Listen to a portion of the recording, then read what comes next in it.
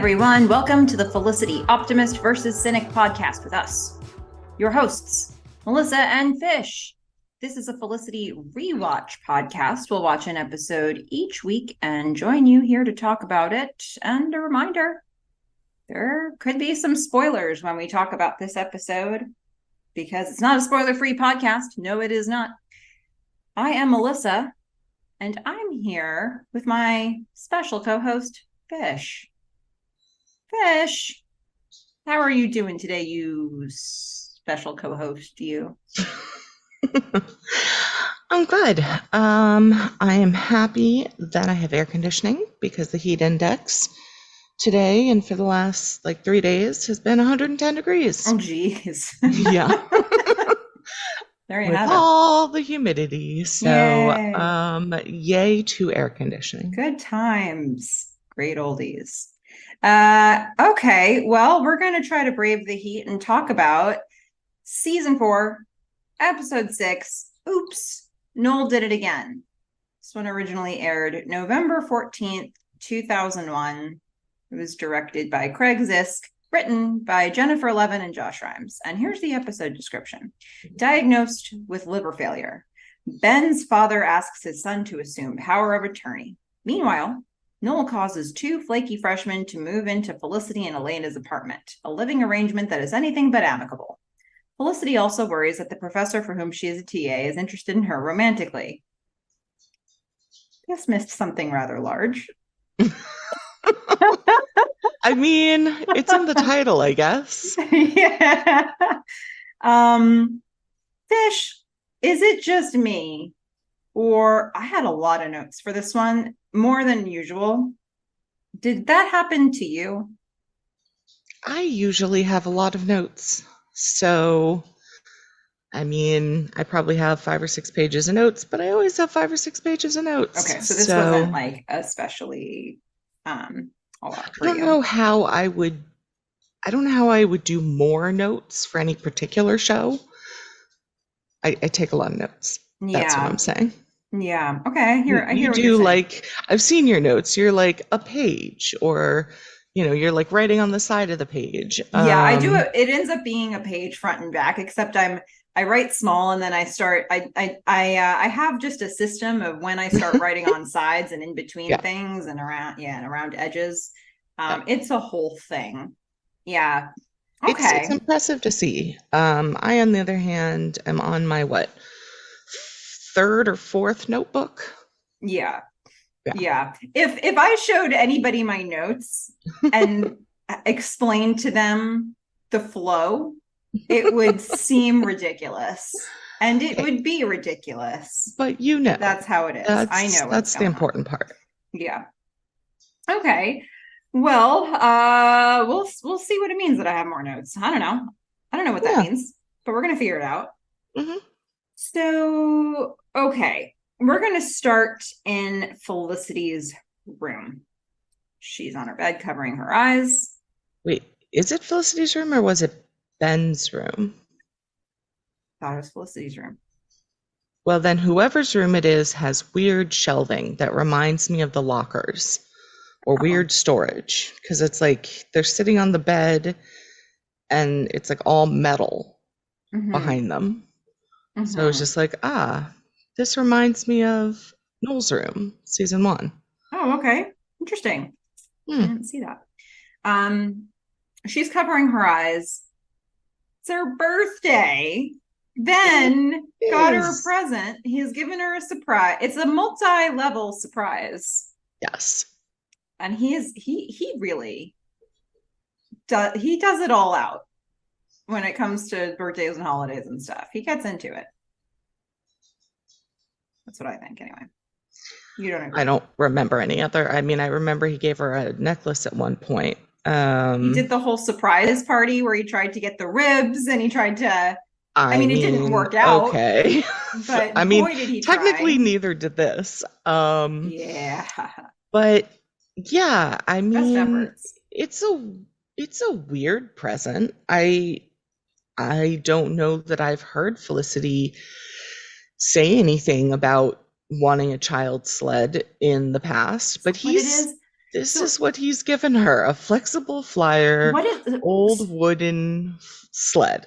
it's an old wooden sled, huh? Okay, there you Yeah, go. yeah. Well, yeah, he gives her this rather large wrapped present. He does the whole, it's a day early. It's a day before her birthday. And she's like, but my birthday is tomorrow. He's like, she's like, but my birthday is tomorrow. And he knew that already. It's fine. He just wanted her to have it now so that he could then say, for your actual birthday present, because I got you a child's sled, um, let's go to Vermont.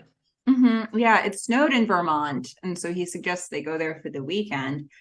I guess this is kind of a nice through line with, even in the first episode, the pilot episode of the whole show, they have that bit on the roof where he's like, I can't wait to see what the city looks like when it snows. And she then Mm. repeats that same thing to her parents when she's saying that she's going to stay in New York instead of go back home. And it is kind of nice to see them do something snow related or talk about doing something snow related at least. Yeah, it gives us a sense of the season. Plus, Vermont is for lovers, and it's I don't know. I love Vermont. I think it's gorgeous, especially during the fall. Maybe not so much with all the snow, but that's just me. I mean, it sounds like it would be a wonderful trip Okay. that will not Yeah, happen. it's a great idea. It's never going to come to pass. No. That's okay. Um, Felicity likes everything she's hearing. She loves the gift. She wants to go to Vermont, but she does have to run a critique for Cavallo's class. So he's like, all right, that's fine. Let's go after.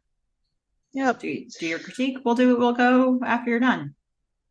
Fully agreed upon. And then, of course, with no knocking, because there are clearly no locks on any doors in all of New York.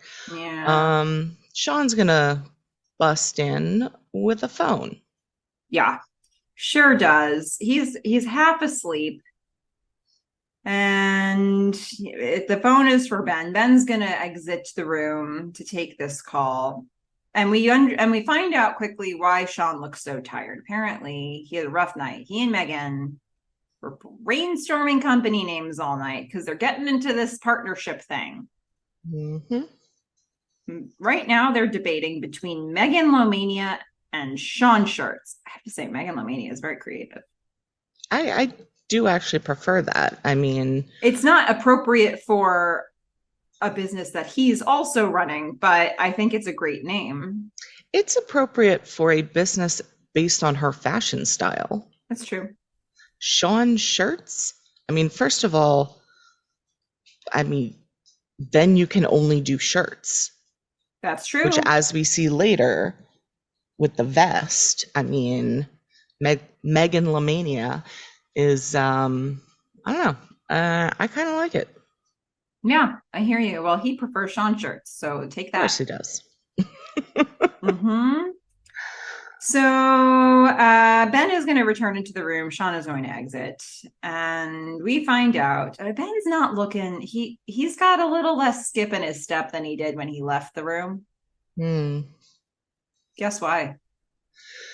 Uh, because his dad is in the hospital with liver failure, How'd you and guess? well, because he told Felicity. Okay. Less of a guess than And you already watched knowing the the answer. entire episode. Yeah.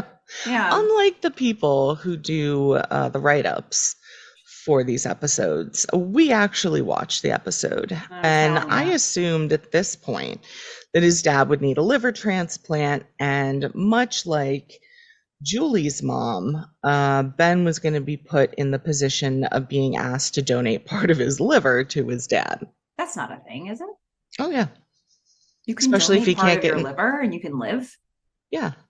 Like Oh, a fourth of your liver or something. It's a really resilient, organ. my But gosh. if you're, I mean, if he's in liver failure, I mean, that's it, right? You get a Yeah. transplant or you die. That's the end of the story there. And if you're an alcoholic and you haven't been sober for, I don't know what the amount of time is, but like it's a while. You are actually not allowed to be on the transplant list, Mm-hmm. which I think the show gets wrong here. But yeah, that's what I thought was going to happen. Well, okay. So Ben's call, the call that Ben got was from Lauren. So Your favorite character. correct. So I guess here's the thing. Carefully avoiding spoilers. We get to have John Ritter back, Yes, that's not but a spoiler. with that comes Lauren. Yeah, so This I'm is the best. gonna This is that double-edged sword part of the season for me. best of times, worst of times. So here's the thing.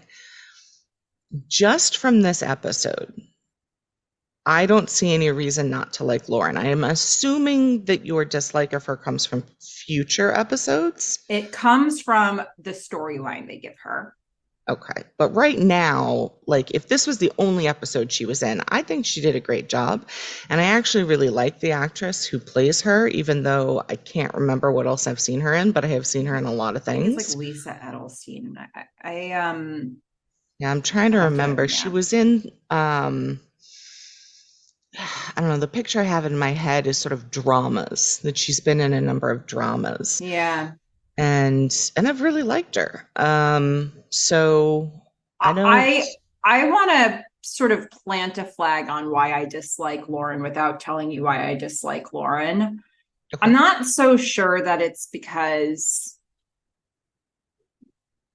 although she is intended to, I think, well, she is intended to rub you the wrong way, I think, at a certain point, but I'm not sure that it's her personality that bothers me. I have a major problem with the storyline they gave her. So big that I don't understand how writers can even get off giving a storyline like that to a character. So, Oh, like, it's really hard for me to judge. It's hard for me to like rank for you where Lauren fits in the grand scheme of things because it everything about what they try to do with her makes zero sense. I'm going to put in, I would say, after this episode, because I think it makes 100% sense that she's there for this episode. Sure, sure. The way they bring her in, the introduction to Lauren, her relationship to Ben's dad, they've set up something potentially interesting here. And they just do the stupidest thing. Yeah, I mean, I am surprised that this isn't her only episode. Like I wouldn't have, or like maybe one more if his dad continues to live a little longer. But like Hmm. I would not have seen I her wonder. continuing. I wonder if I think a lot of times, I think a lot of times on a lot of shows, especially shows with this many episodes in a season, I think a lot of times actors are brought in to do like a 3 episode arc or whatever. And sometimes characters, like it works out so well, however they measure that, that they just like are around, they just extend them. And sometimes those end up becoming characters you love. And so like as a fan, you don't necessarily know who had that experience and who didn't. But I do think like a lot of times there's sort of this testing ground of a character or, like a business relationship behind the scenes, perhaps, where, people get a very low number of episodes that they're initially committed to. I wonder if, as we watch the Lauren episodes, if we're going to find that there was like a moment where they were going to stop and then a moment they decided to continue. I wonder. Hmm. Because I feel like this aired November 14th. That could be. Yeah, I mean everything around her, his father, I think makes complete sense Mm-hmm. for her to be in. And I think Sure. she creates a very good tension with Ben around a very complex emotional and ethical set of questions. Yeah, I totally agree.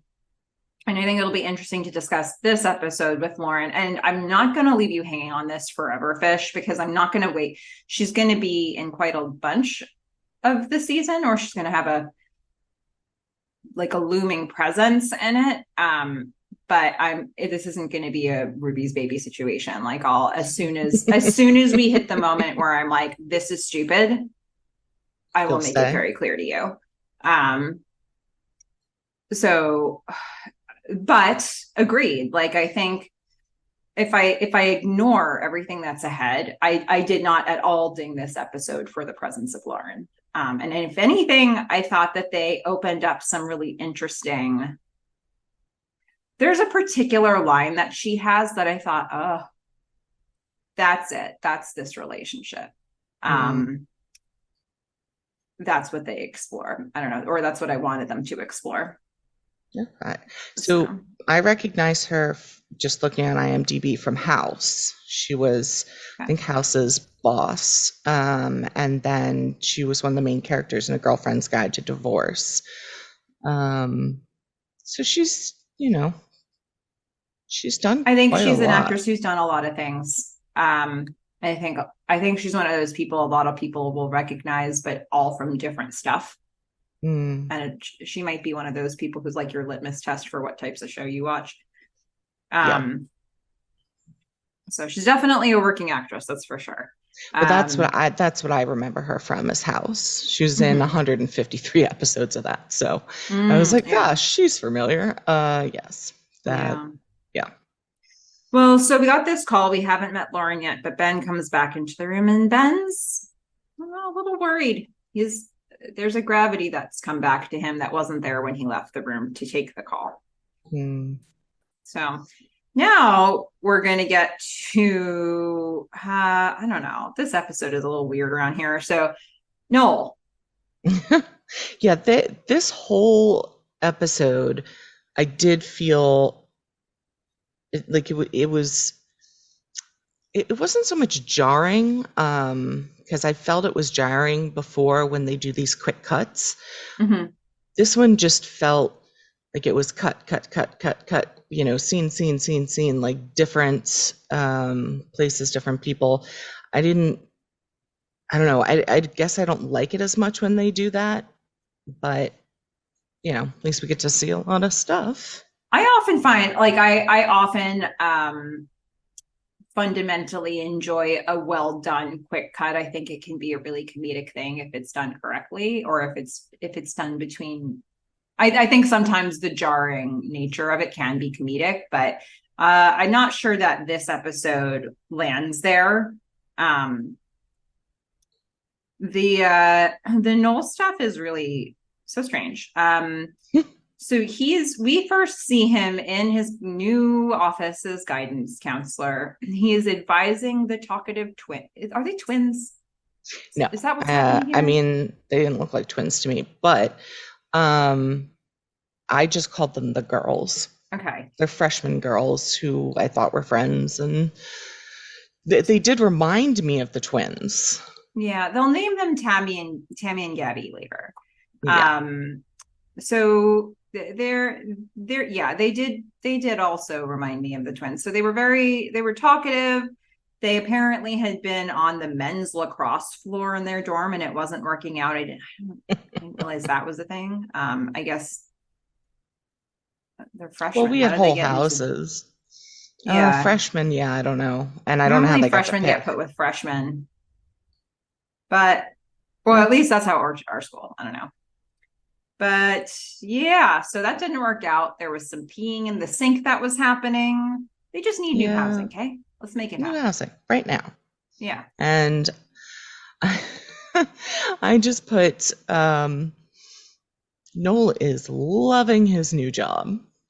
I mean, the Yeah. expressions on his face are just like, this is the worst. This is the worst. Mm-hmm. Yeah. He gets them out of the room and he locks the door behind them because he can't with this anymore. It's been a day and he can't. Yeah. Okay, so we can already see where where he's feeling, how he's feeling about his new role.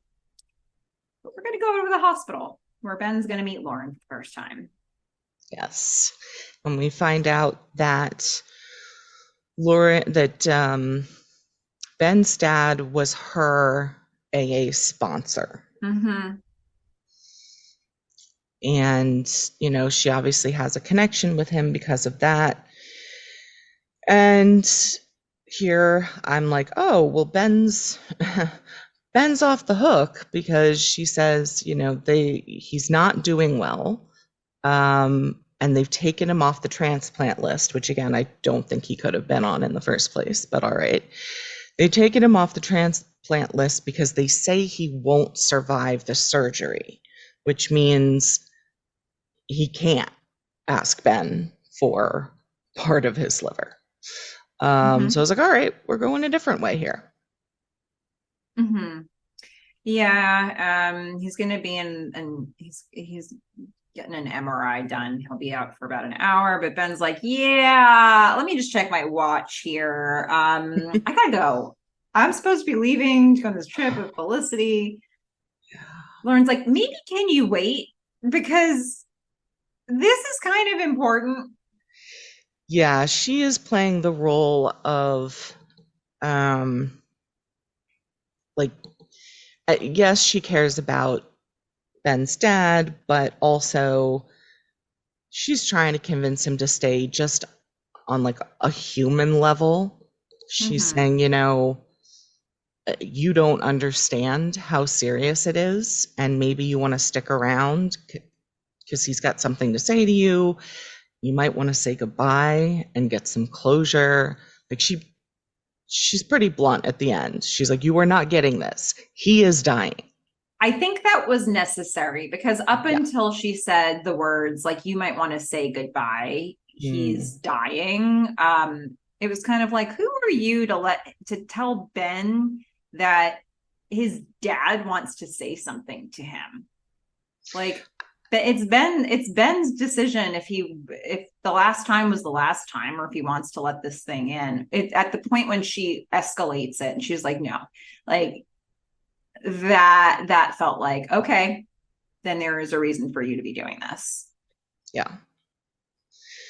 So he kind of takes that in. Yeah. He's doing a lot of taking in at this point still. He's really not sure which direction things are going. Um, this was, I think, an interesting episode for Ben in terms of just like seeing how things have changed so much for his character. Just in the little moments, they did a lot of showing, not telling for me, and his character with this one, and it's going to come up in some later scenes. Particularly his interactions with the doctor. Mm. Um, but first, we're going to go over to Noel. He's in his office. He's on the phone. He's trying to get, I guess it's with the housing department, and he's trying to get placement for these freshman girls. Yeah. And he does not care.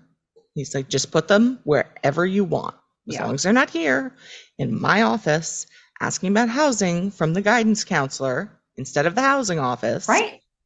Doesn't it feel like Yeah. everybody is coming to him with non-guidance counselor questions except for Ben when no, even Ben and drop forms, everybody is coming to Noel with non-guidance counselor questions except for the one guy who wants a job and comes to him for a guidance counselor question, which Noel lies about and does not answer. That's true. Yeah. Javier is going to interrupt this phone call by entering with a plant. Javier is something, I don't know if this was written into Ian Gomez's contract here in the season, like must always be carrying plant. It is the second time. This time it is not a succulent, but I guess he's brought an office warming present. Weirdly, we find out Javier is still in school. Yeah. Mm-hmm. Why? And why is he taking, I didn't get the full name of it, but like an LGBT class? Like he's got an issue with his professor. Yeah, he called it gay lesbian studies. And I'm just like, all right, you're still in school. You graduated. All right. Wait, And he didn't graduate. I thought he graduated so he could show his mom the graduation certificate. No, he enrolled so that he could show his mom his first report card, even though Ah, so he has just he didn't stayed graduate in a enrolled. year. Yeah. Oh, I thought maybe he had like re- he had like he just didn't finish school. No, no, he's in school. We just I haven't see. been seeing much of it. We will see him in a class later on in the season. Your mileage may Okay. vary on how much you like that stuff that they give him to do, but I mean, I think it's a little weird. I feel like Javier being in school is weird for this show. This is not his milieu. He should be at Dean and DeLuca and at parties. mhm. And with Samuel, Well, I'm for gonna rock goodness your sake. world here for a second, and this is a minor spoiler. He's gonna have a class with Megan. Oh, God, like a Hmm. fashion class, maybe? I won't say what, but he's gonna have a class with Megan. All right. And it'll be a vehicle, I guess, to get those two characters to have more scenes together. But so the fact that he's still in school, I guess they do need to sort of remind us of that because it's been a Yeah, minute. I had no idea. I Um, was like, this is weird. yeah. So he's gonna bring up some things he'd like changed, He's just namely kind of the got a toilet laundry paper. list for Yeah. Noel.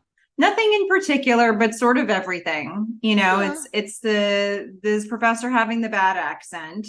Noel, can you do Yes. something about that? Hmm. Hey, also, I would really like for the administration to change out the toilet paper so that we've got the rolls, not the squares. Yeah. Now I have a big problem with this plot point here. Now, do we remember back when Correct. Felicity, right? Did they switch after that so that there would be no more TPing? Is that what happened? Now that's an Is interesting this move. Noel's fault? Was that Richard's executive choice as president? Did he make Yeah. it happen? He's like, no more TPing on my watch. I'm changing it all to square. Can you imagine trying to TP a building with squares of toilet paper? No, it wouldn't work. Wouldn't happen. Yeah. Also, those squares are horrible. I hate them. Yeah. They're usually So I pretty thin. fully agree with Javier on this. However, this may be Noel's fault. So maybe he should rectify it. Maybe we should take it a little more seriously. Some It's out. accountability There's here, all kinds Noel. of threads they're pulling here. Yeah. If you just give it a little thought. But you Hmm. know what doesn't quite work? Noel then says, hey Javier, here's the deal. Here's my thought process right now as you come in here telling me all this nonsense. He's like, the guy before me, Mr. Norman, he did this job for 14 years. For some of that time, he overlapped with being the guy in the mail room. And now he's the chancellor. This is that moment that the show asks us. We were so excited about Mr. Norman because he's been moving up the ladder or making lateral moves. I don't know. Hmm. But now they're asking us to ignore this fact that this wonderful character has already shown up as another character, or this actor has shown up as another character earlier in the show. Um, Maybe that was him, like interviewing for another position, because he really hated this job. So four okay, years ago, he went to the mailroom, and that was his, on the job uh, train sort test. of, yeah, And yeah, since he wouldn't give Felicity the box, for that reason, he was then sent back to guidance counselor sure, purgatory. okay, all right. Well, there's that. Yeah. Okay, so anyway, Noel's like, he did it for 14 years. How the heck did he survive that? This is mind numbing. I must get out. He's been in Yeah. this job for about a day. I think he said a week, Okay, fine. but still, A week. Okay. yeah, That's he's bad done. news. He is already dying. Yeah, he's like, this job was supposed to be a stepping stone. He actually never had a plan for this job. No, but well, He got hosed. this is what Mr. Norman, sold him on. He Yeah. was like, look, you get to see all the jobs before everybody else gets to see the jobs. Yeah. So yeah. Yeah, he's now realizing, like, you know what? These people who are coming to my office with problems, they're just gonna have to wait. I need to take care of me. That's right. I'm gonna get all of the jobs and the interviews and help no one. And this, Javier's like, fine, I will deal with the stupid toilet paper, but I'm taking back my plant. Yeah, he's taking his plant because, again, we need to see Javier carrying a plant as much as possible here in season 4. So he's going to bring it into the room. He's going to leave with it. He's going to come back with it later. That's how it works. Well, Fish, let's go to the art critique, shall we? I mean, we're going to be cutting from scenes right, left, and center here, so let's do it. Yeah, this really doesn't work out for Felicity now, does it? So not so much. She's standing next to Cavallo. We kind of cut in on a picture of one of the sketches, and then, but not the one that we're going to be looking at. And then Felicity introduces the exercise. This is the spoon exercise. I remember when I did it, and I thought, what, a spoon? We're drawing a spoon? But it's a great way to work with light. And then she goes over to a particular piece that's actually really just an image of somebody's reflection in a spoon. So it's less about the spoon and more about the self-portrait. And Felicity enjoys it. She likes how experimental this artist is being, and she likes it when people take chances. It's something that she wants to encourage, and Cavallo not so much. Yeah. And by the way, the student whose sketch we're going to be looking at here is the one and only Joy Lenz, who had a starring role in One Tree Hill for the entire run of that show. Oh, I thought she looked really familiar. I was like, who is this person? She looks so familiar. Yeah, they called her Gretchen in this episode, and I don't know, we've gotten another Gretchen on this show, and one of Felicity and Megan's advisees. Yes. So I don't know, they could have given her another name, but they forgot. Look, these are new, They did, because I actually tried to look her up on IMDb. I was like, who is Gretchen? And they gave me some other actress, and I was like, that's not the person I saw. She looks way too familiar. They've had 2 Gretchens. I think they probably could have picked a different name for this, but this is a different Gretchen. Okay. Gretchen number 1 was putting blush on her nipples. Gretchen number 2 was doing self-portraits instead of spoon pictures. That's the Gretchen. And may also be doing something else. Yeah. So Cavallo's just gonna kind of pipe in there and say, yeah, that wasn't the assignment. She's like, but it's expressionistic. He's like, still wasn't the assignment. And then let's move on. Just takes over. Yeah. He just steps right in front of her and swoop. That's the end of Felicity's leading of the art critique. Cut scene. Elena and Richard. Richard, again, holding a tree. We love those moments when Richard's holding. He's not dancing. What is it about this episode? Were they sponsored by like a botany association or like what is a greenhouse? Yeah. Yeah. Was it, when's Arbor Day? It's not November, is it? I don't know. I'm going to admit, I do not know when Arbor Day is. Fish, why are you on this podcast if you don't know when Arbor Day is? It's true. I'm useless. I'm absolutely useless. Like, there's absolutely no other contribution I wanted. Let's see, Arbor Day. April. Nope. No. Not relevant. Okay. Fish, but we do get... Okay. Thank you. It's either me or Google. Yeah, that's it. So we got Richard moving a plant. Now this seems to be Elena's plant, and it turns out, and I don't understand how Elena is not more upset with this, This is a lot. but it seems to me, and maybe I misinterpret this, that Richard and Tammy and Gabby are moving her to a new room, Yeah, they like moved all of her touching stuff. all of her stuff and moving her to a new room. Yeah, Elena is very upset with, justifiably so. well, no, but she's very upset about her missing jacket. But the Yeah. fact that they have touched all of her stuff and moved her to a new room does not seem to be the thing she is upset about. That is the thing I would be upset about. Yeah, yeah. So the good news for us is that we had finally sorted out what the sort of rooming situation was here, and we had eventually figured out that the room with two beds, those two beds were occupied by Elena and Megan.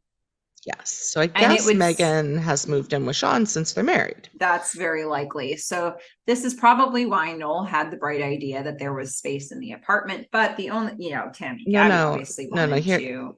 but Noel, I don't think knew what was happening. He was like, just put them anywhere, right? I don't even think he knew. So even though Richard gives him credit, I just think he said to the housing office, just figure it out. And this is what they figured out. Yeah, it is a bit of a mystery how the housing office knew that there was space here, because I doubt Megan put any effort into informing the housing office that she was moving in with Sean. No. And if she even had filled something out, she would have just put it in a drawer somewhere and forgotten about it. Because it's not like she's trying to, well, maybe she is trying to save money. I don't That's know. fair. I guess you can That's make an fair. argument about how this whole plot line could have worked. We just didn't see it, folks. So Nope. this is also the person who forgot to mail Felicity's ad drop form and her subscription to Wicked Monthly at one point. So, Correct. you know, who's to say what happened here? But what we do know was that Elena was in a double room by herself. Tammy and Gabby wanted to stay together, so they just took it upon themselves. Elena doesn't even know she has roommates coming in. No. And these strangers, these people she's never met before, move every single one of her things into a new space in the same apartment. It's like, what is going on? Yeah. So I guess she's in Molly's old room. That makes sense. Mm-hmm. Because they need space for two people. So okay. So we've changed out. I will say I'm enjoying Richard's new haircut. He's got a buzz cut, and he is gonna make it work for him. He's gonna, get in good with the new roommates, even though they are not, in fact, his roommates. He does not live there, but he is going to be there all the time. Yeah. Great for us. Not so much for everyone else. Yeah, he's feeling really excited. This seems to be an opportunity for him of some sort. Yeah. Now, and cut new scene. Now we're going to go to the art studio office. Yeah, I guess. It's all kind of Cavallo's office. Yeah. Felicity approaches Cavallo, and she's feeling the sting of having been overtaken in the critique that she was trying to lead. And she says, yeah, so I know that you didn't choose me. Correct. I know that I was chosen by a bullfighter who was a klepto. Yes. Who got kicked out of that job and is possibly in jail. Yeah. And that you just inherited me. So, but I want to be good at this. I want to contribute. Like, what can I do? Do you have any advice? She's like, any advice. His advice is, I'm late. Gotta go. Yeah. But tell you what, take you to lunch tomorrow, you and me, we'll talk. Now, you had given me a heads up that this was going to get potentially McGrathy. And so I'm like, okay, like I see what they're doing here. But for the record, I went to lunch with male professors all the time. Like it's lunch. Yeah. And like I'd go and talk to them about their class and they'd give me career advice and some of them became my mentors and it never got creepy. I Yeah, yeah, mean, yeah. yeah. So for the record, like this isn't necessarily a creepy move. Yeah, I think there's a lot. I actually think that this guy is a perfect example of real world um gray area because he does so many things that feel off. Hmm. But he also See, I but they just don't think feel this just enough part. not off not to say something. Yeah, I feel like this part, like he doesn't do anything that feels off until the actual lunch to me.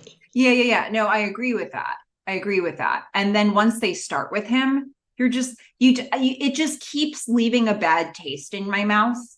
And I've absolutely had real world people who make me feel like this or who have made other people feel like this. This is the type of stuff that happens where they're just underneath the level of like this you like what a creep, but they're like at that level of oh um and it just compounds so much that you're like no, he's just habitually like this and I like steer all the way clear.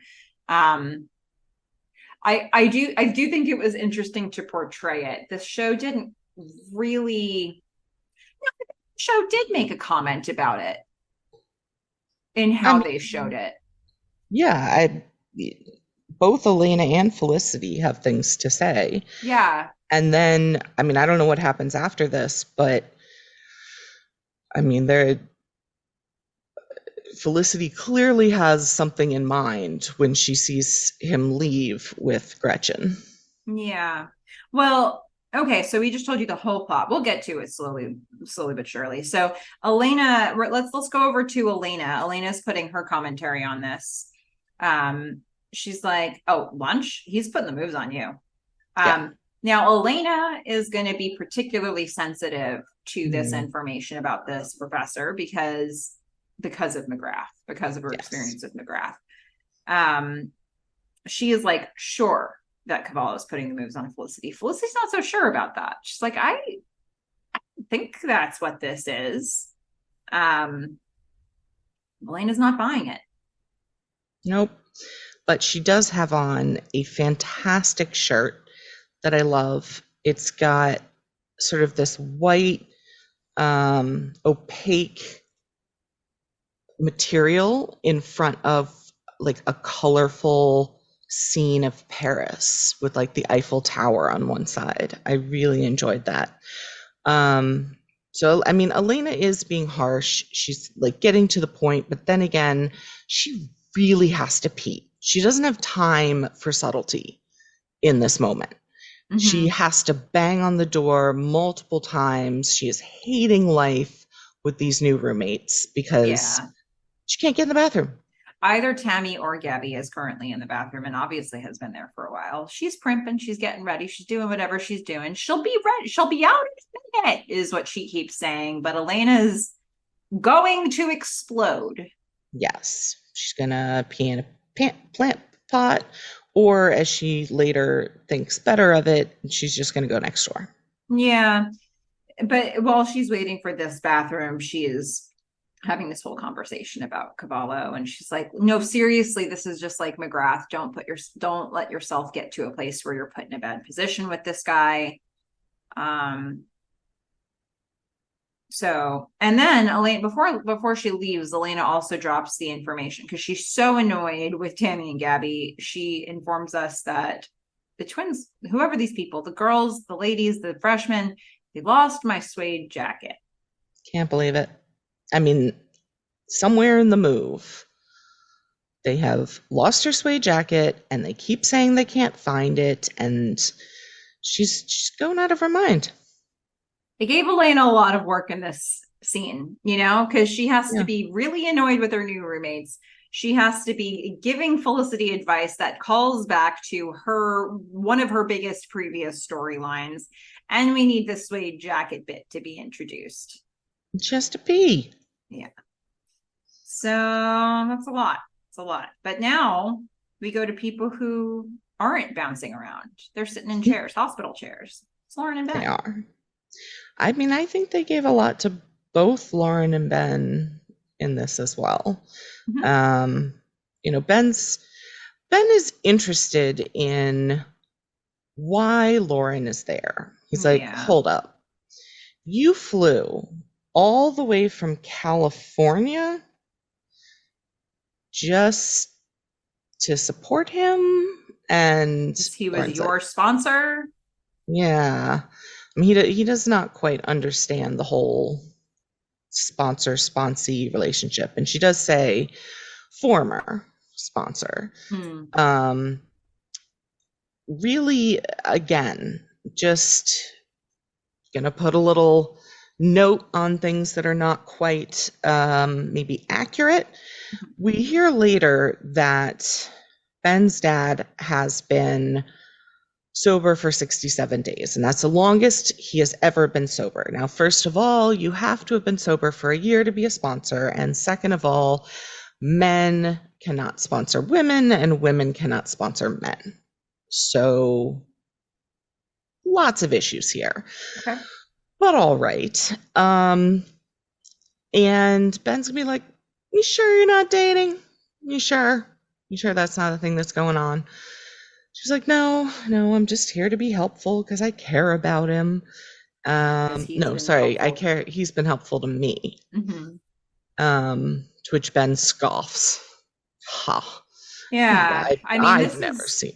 this is just like doesn't even this everything about this person doesn't compute for him really because his dad has just flat out never been there for him. Like Yeah, never. He's left him sitting in a lot of chairs, if you will. yeah. Here's another one.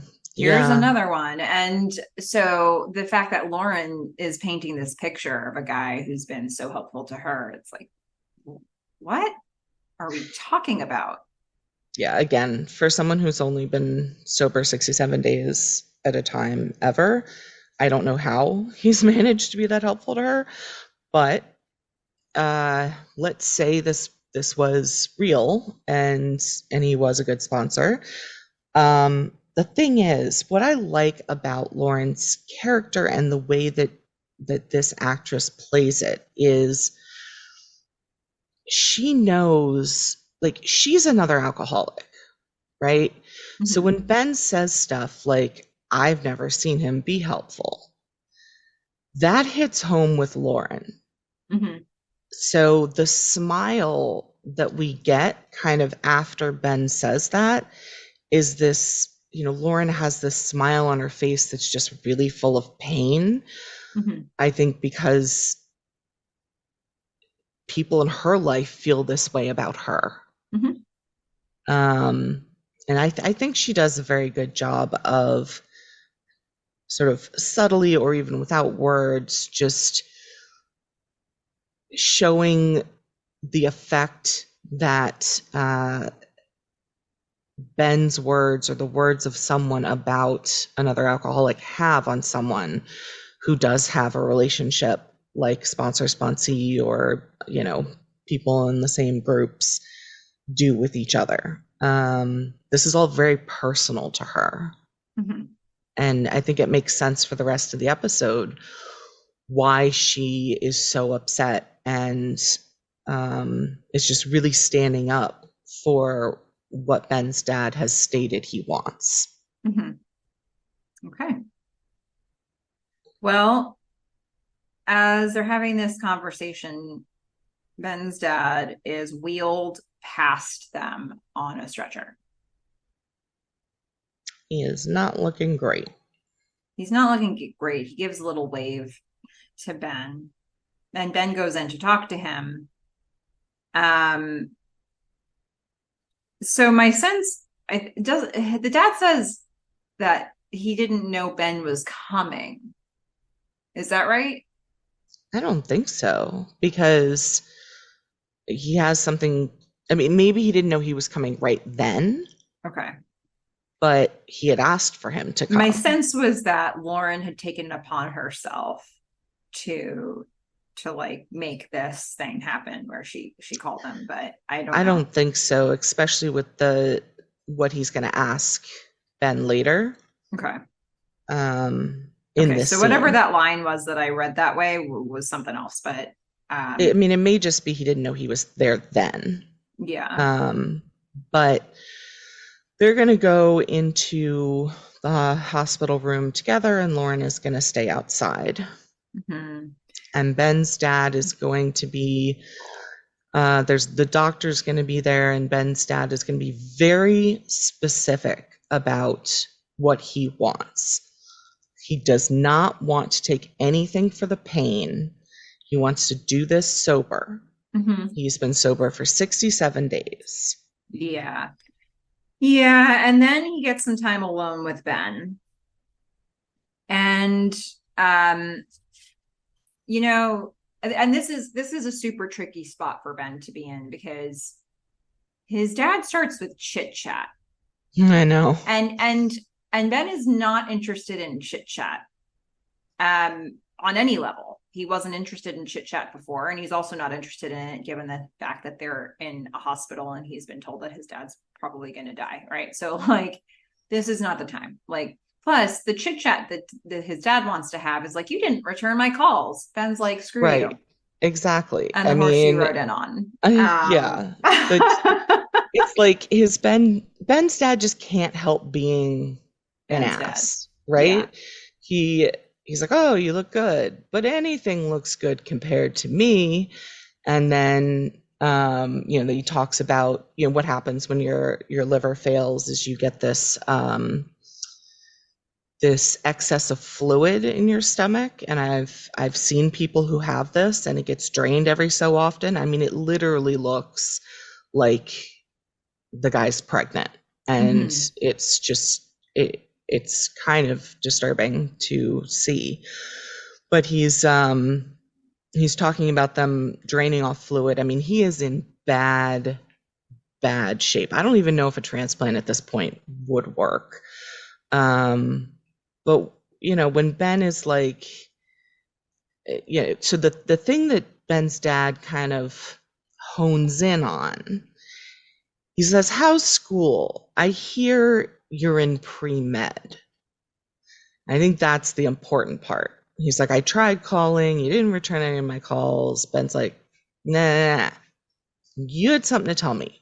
What is it?" Like, what do you want? Yeah, like, basically, like, I am why not am I having here? fun conversations with you. Just get into the details, shall we? Um, his dad basically says, I'd like you to have power of attorney. Yeah, and he says, the talk because my liver's not going to be able to take the toxins out of my body. It's going to affect my brain, and I'm not going to be able to make decisions on my own. And so, what he's actually asking for is a medical power of attorney, and he wants Ben to make decisions about his medical care, including his end of life care. Mm-hmm. And the things that he wants are no pain meds, not in any way being on life support, and he wants a DNR, or do not resuscitate. Now this, to me, I mean, I know Ben's dad has put a lot on him, but I mean, asking your child to make sure that you are in pain and die is it's a whole other level, And right? you don't have the luxury of knowing this in your watch right now, but we will eventually meet Ben's mom. Hmm. She exists. She could be Yeah. asked to help. I mean, I don't know their relationship. I assume because he said the pre-med thing that he's thinking, okay, one, he understands what's going on here. And two, if anyone is going to be able to watch me be in pain and like die, it's this guy. But that is a whole lot to put on any person. I mean, Ben still clearly is a human and has human feelings. And beyond that, still seems to have, I mean, he hasn't let everything with his dad go, The you very know? last time Ben's dad came to town, he tried to make out with Ben's girlfriend. It's true, but at the same time, the guy's dying, and Ben clearly has unresolved feelings about his father, I think, including caring about him, as we see. I mean, Scott Speedman, I think, does an incredible job in this episode. You know, it's complicated with parents, and I think there is still like some level of love and fear, and you know, he had wanted his dad's um approval. Like all of that is still there for him, and now his dad is sitting there saying, like, I want you to take over and make decisions and like make sure that I die. Mm-hmm. And that's so much. It is Yeah. so much to put on anyone, but sometimes you have to. But to put it on your kid, Yeah. um, Ben and initially is Ben, obviously very reluctant, but then he also, in that conversation, reluctantly agrees to do it. yeah, Um, he says yes, but this small head shake that he has at the end, I just feel like he's in some ways just really pissed, and that's taking over a lot of his other emotions. He's like, mhm. how could he ask me to do this huge, like, what the last thing he's going to do is put more on me and I'm going to have to live with this for the rest of my life. Yeah. Yeah. So I think he's Well, mad at this point. I think so too. And I think we'll see. So we'll then cut to Ben and Felicity in bed with a very quiet, whispery conversation, very heavy one. Ben's like, if he wants to kill himself, why should I stop him? He's been trying to do it for years. Mm-hmm. But these are ethical questions, right? I mean, these are really tough, deep ethical questions. And yeah, he's he's using anger, I think, to keep him away from some of the other emotions that he could be feeling. And Felicity isn't going to let him do that. She's not going to let him sit in that. She's going to Although play the other side of it. I will say, like, I believe that Felicity would say the things she's saying in this conversation, but I kind of wish they gave her something else to say Yeah. because it reads like she never learns. But I do think that you could take the same thing she's trying to say as just like more of the ethical conversation. I would prefer that. I think that would be more interesting. I think it would be interesting if he said, why should I stop him from killing himself? And then her be like, could you live with that? Like versus, well, because he's sober. And because you can get one, don't you want to give him another chance? And because maybe he's changed. Like, Well, didn't we just do this the last like two times? You went around like did a lap around the course with Ben's dad. Um, like I really need her to get how complex this is and not just be saying maybe he's changed. That's kind of irrelevant. I mean, Um, I maybe read too much into this. Um, but because of the severity of what is going on, what I read into her questions was more she didn't want to say, um, maybe because he's dying. So instead, she said things like, he's sober, you know? but And the then Ben question is, naturally says, But don't you remember last time he came? Right. But my thought was she's saying he's made this, you know, these choices and he's, come to New York and now he's in this situation, but he's sober. He's having these real conversations with you. And I fully get Ben saying, look, I don't want to clean up his mess, because that kind of is what he's being asked to do on a really heavy, large scale. Mm-hmm. And the idea of maybe he's changed. I mean, again, I'm just reading it as maybe he's changed because this is like the end of his life. This is, or like, Because of the journey we've had with her responses about Ben's dad in the past, I needed to hear her say more of that. Like, while you were willing to put that on her, I am not. I am looking at her as she says the same freaking thing every single time this guy comes to town or calls. Maybe this time is different. Maybe he's changed. For me, this was a complete, like, she is stunted in her growth and her ability to understand how complex the situation is. But I do think the level that you're wanting to see this at is a nice level to look at this at. And I needed the writers to put some of that in here. Like, it is a delicate conversation, but he's there. He's having conversations about his dad dying. Like, this is his world right now. So I think, I think that she could say things that go a little further down the ethical question road.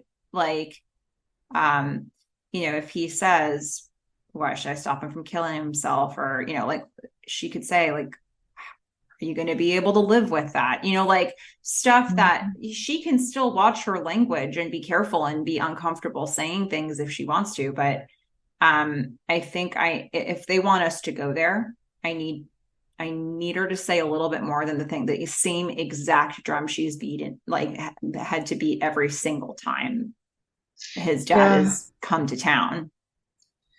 Yeah, I think you're probably right. I guess I was so in it from his perspective that I think I'm reading it as the effect her words might have on him. But I think you're right. Given that she doesn't say anything else, it's probably where she's coming from. But for me, I think he is probably taking in some of this as, I do have to, I do have to make some decisions now, and he's pissed about it, but I think it gets in as he continues through the episode. I mean, Through the she episode, says, maybe, but not in this scene. Because I no, think there's a difference between, I think there's a really stark difference between how we see Ben gathering information from when Lauren talked to him and how he does it here. Because Lauren is like, he wants to talk with you. He's like, Ben's like, stop it. Psst, quiet you. And then she says, you might need to say goodbye here. mm-hmm. He's dying. And that is what gets Ben with his thinking face on. Felicity ends this conversation. She says, maybe he's changed. And Ben's like, nope, can't give him any more chances. Don't tell anybody about this. I still want to go on the trip. Yeah. I mean, I do think that where he is right now is he's switched to anger, which is muting some of his other thoughts. And with her kind of pushing at it, I think he gets even more, I would say, defensive of himself, not in a I did something wrong kind of way, but in a, no, this guy doesn't get any more chances. Like, I don't want to clean up his mess. Like, this is just so much. It reminds him of the limits he set. It's like, well, but this situation is different. Empirically, this situation is different. Yeah. So maybe your limits need to be re-explored for this situation.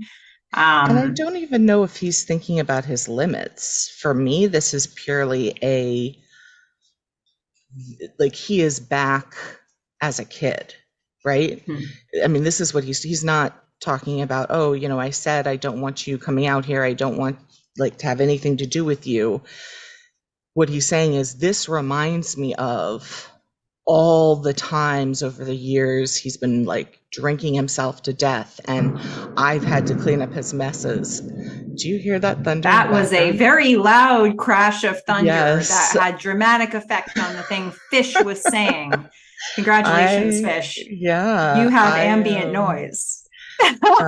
apologies to any of you who don't like thunderstorms. I love them, but we are having some massive thunderstorm here, so you may hear some more of that in the background, and that is with noise canceling windows. Ah, So yeah, that if I open the windows, which I did a minute ago, that is a very loud noise.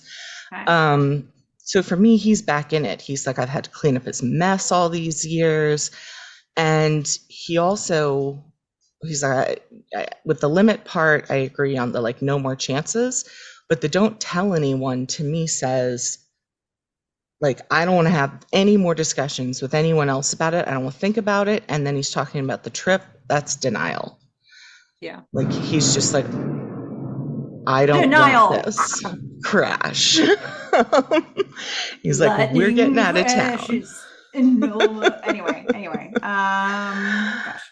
Yeah. So Yeah. Felicity, she's gonna agree. She's like, I thought we weren't going. I'm gonna work with Cavallo, but you know what? If you want to go, let's go. Yeah, he's like, let's just go when you're done. I'm serious about Yeah, this. we need to leave. Yeah, for real. So we're going to go over to Noel's office where Javier has come back with the plant again. I know. He's like, It's like a I do drinking have game for this more. episode, which is ironic because it's like drink every time somebody is holding a plant. Yeah, at this point, you'd be 4 shots in.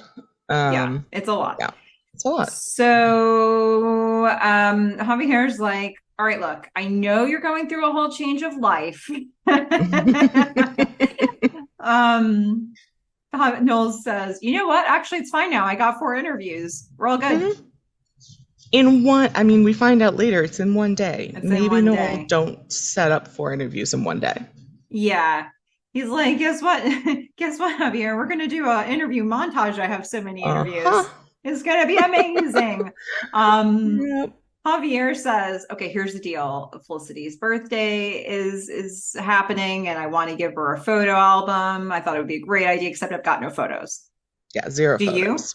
Yeah. I love how he says, "Can I borrow yours?" Because this is not a this is a paper photos time.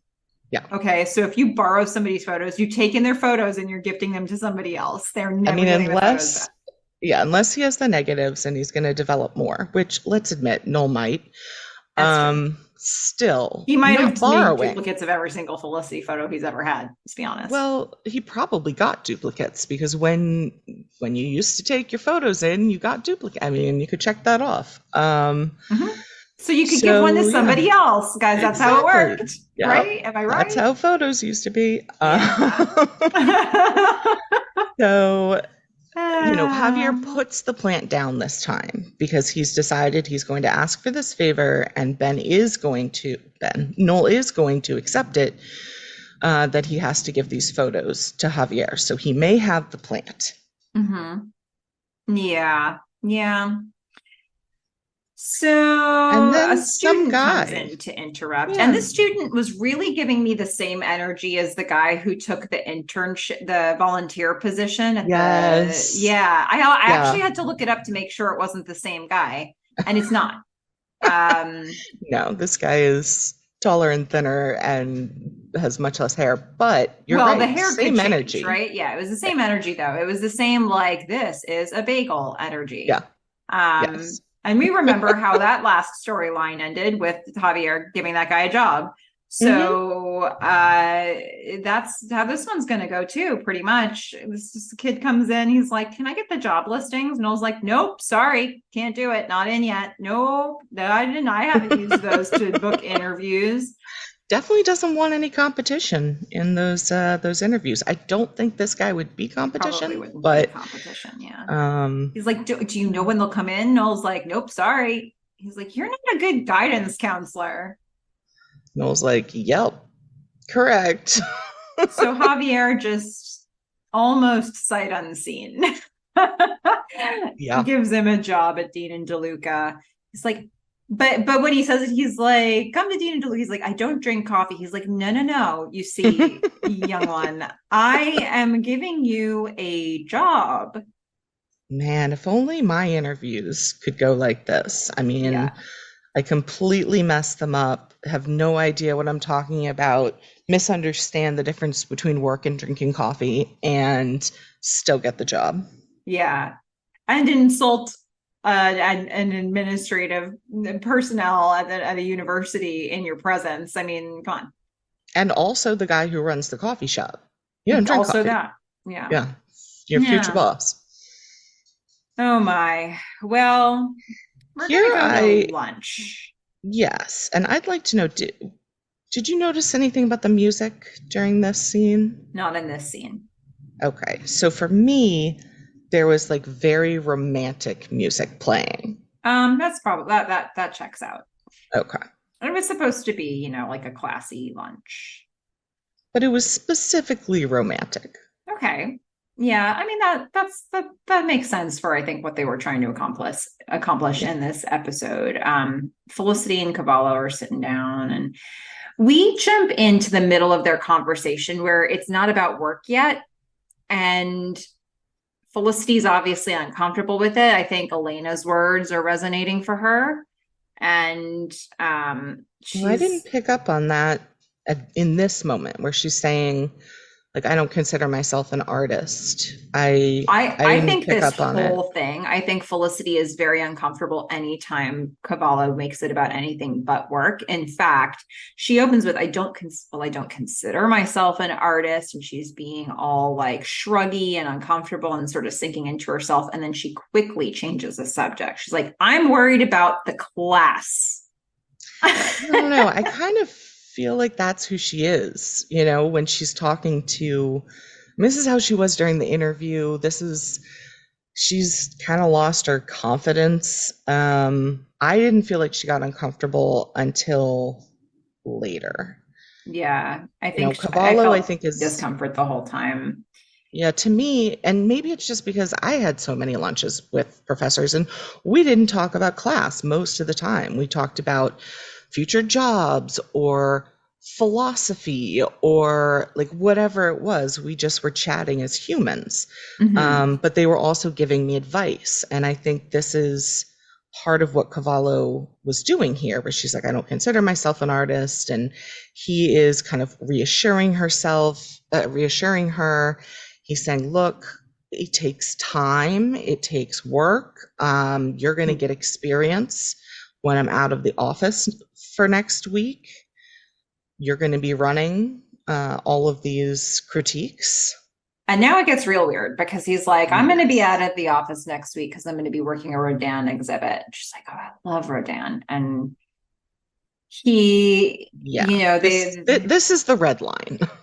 yeah, I think that, so he reaches across the table, takes her hand and he says, yes, his work with the human figure was perfect.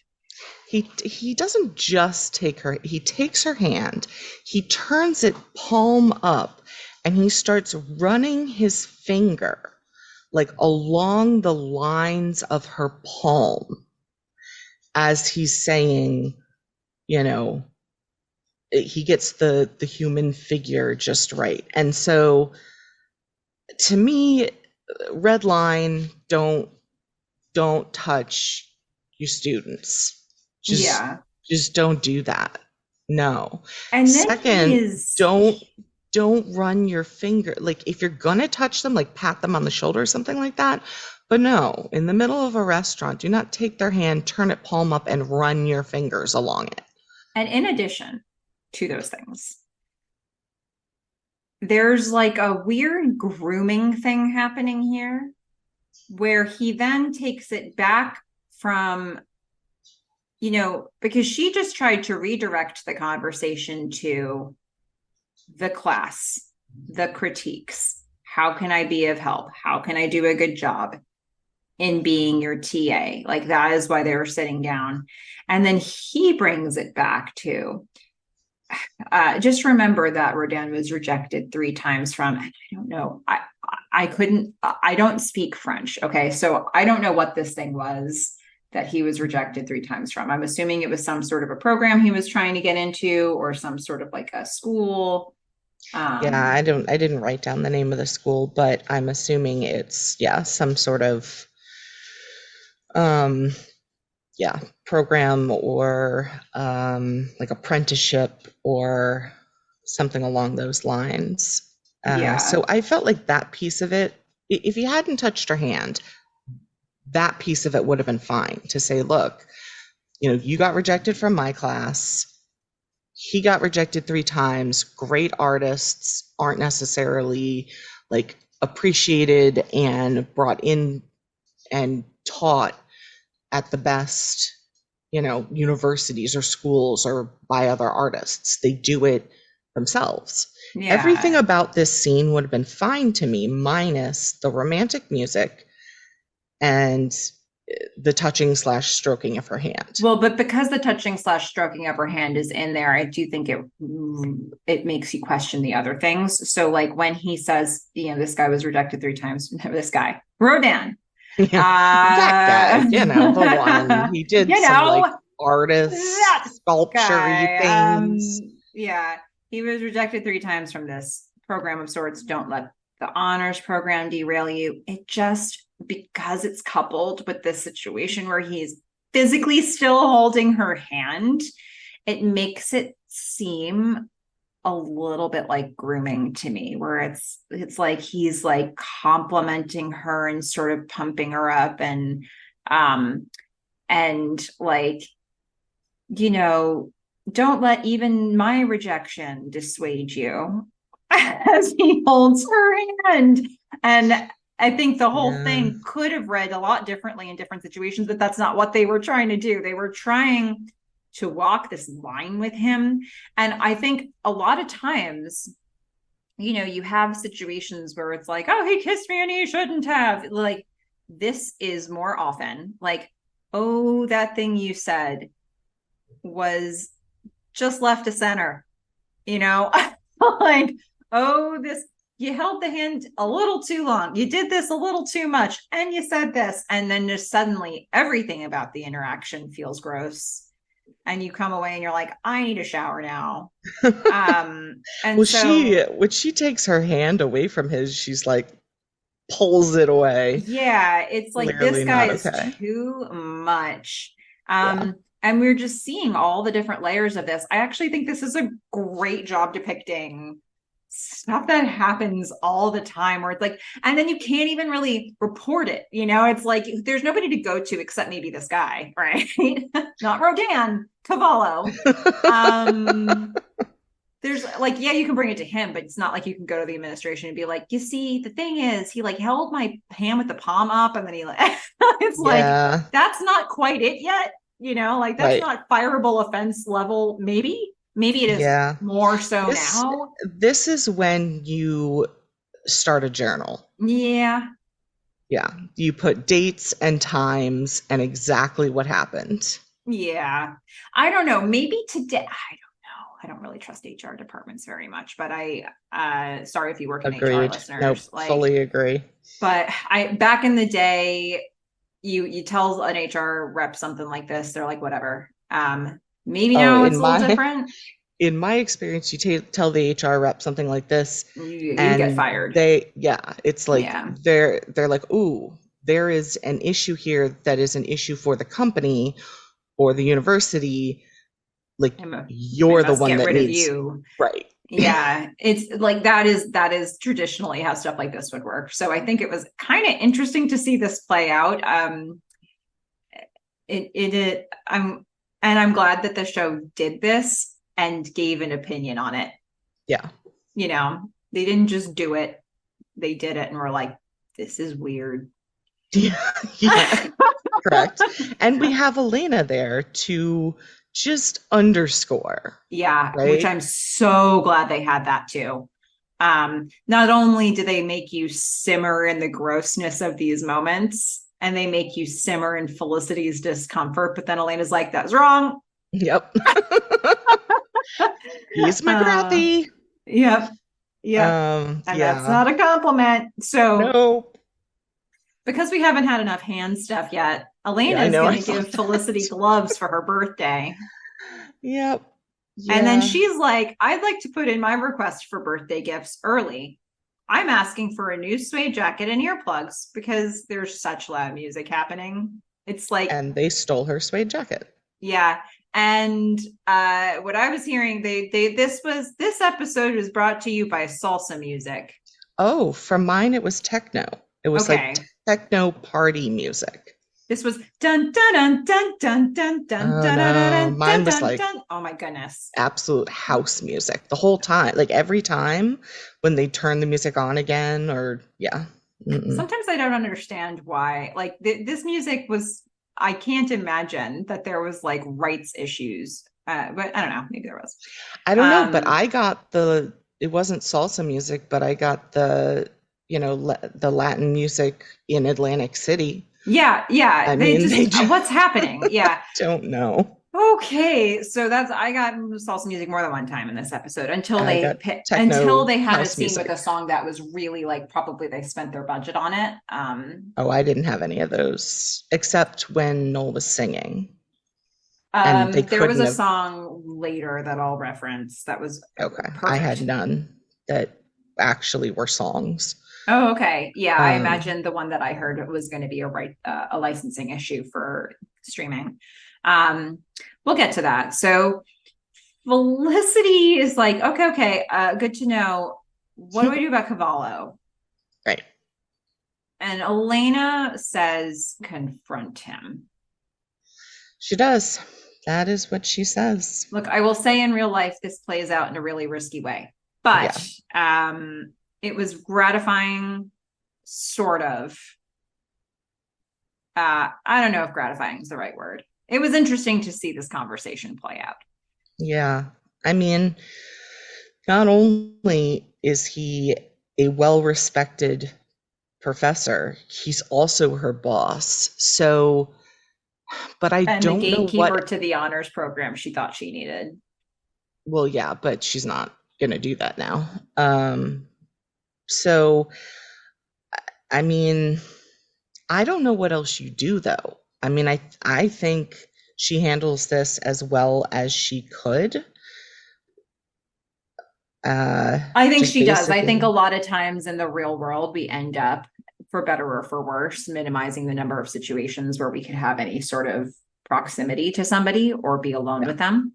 But she Or, can't do that with this guy because he's her boss and she has to be in class with him and he can ask her to like come and talk about stuff. So she doesn't really have so much control over it. I yeah. think confront is probably not the best word.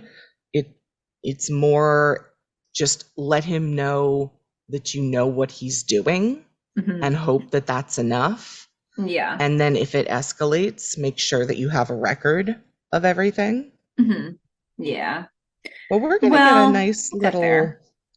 like a nice little comedic interlude here because Elena's going to go in and see Richard right smack dab in the middle of a massage train with the girls. You Tammy know, and I Gabby. did predict he'd get a girlfriend. Maybe he's going to get two, maybe.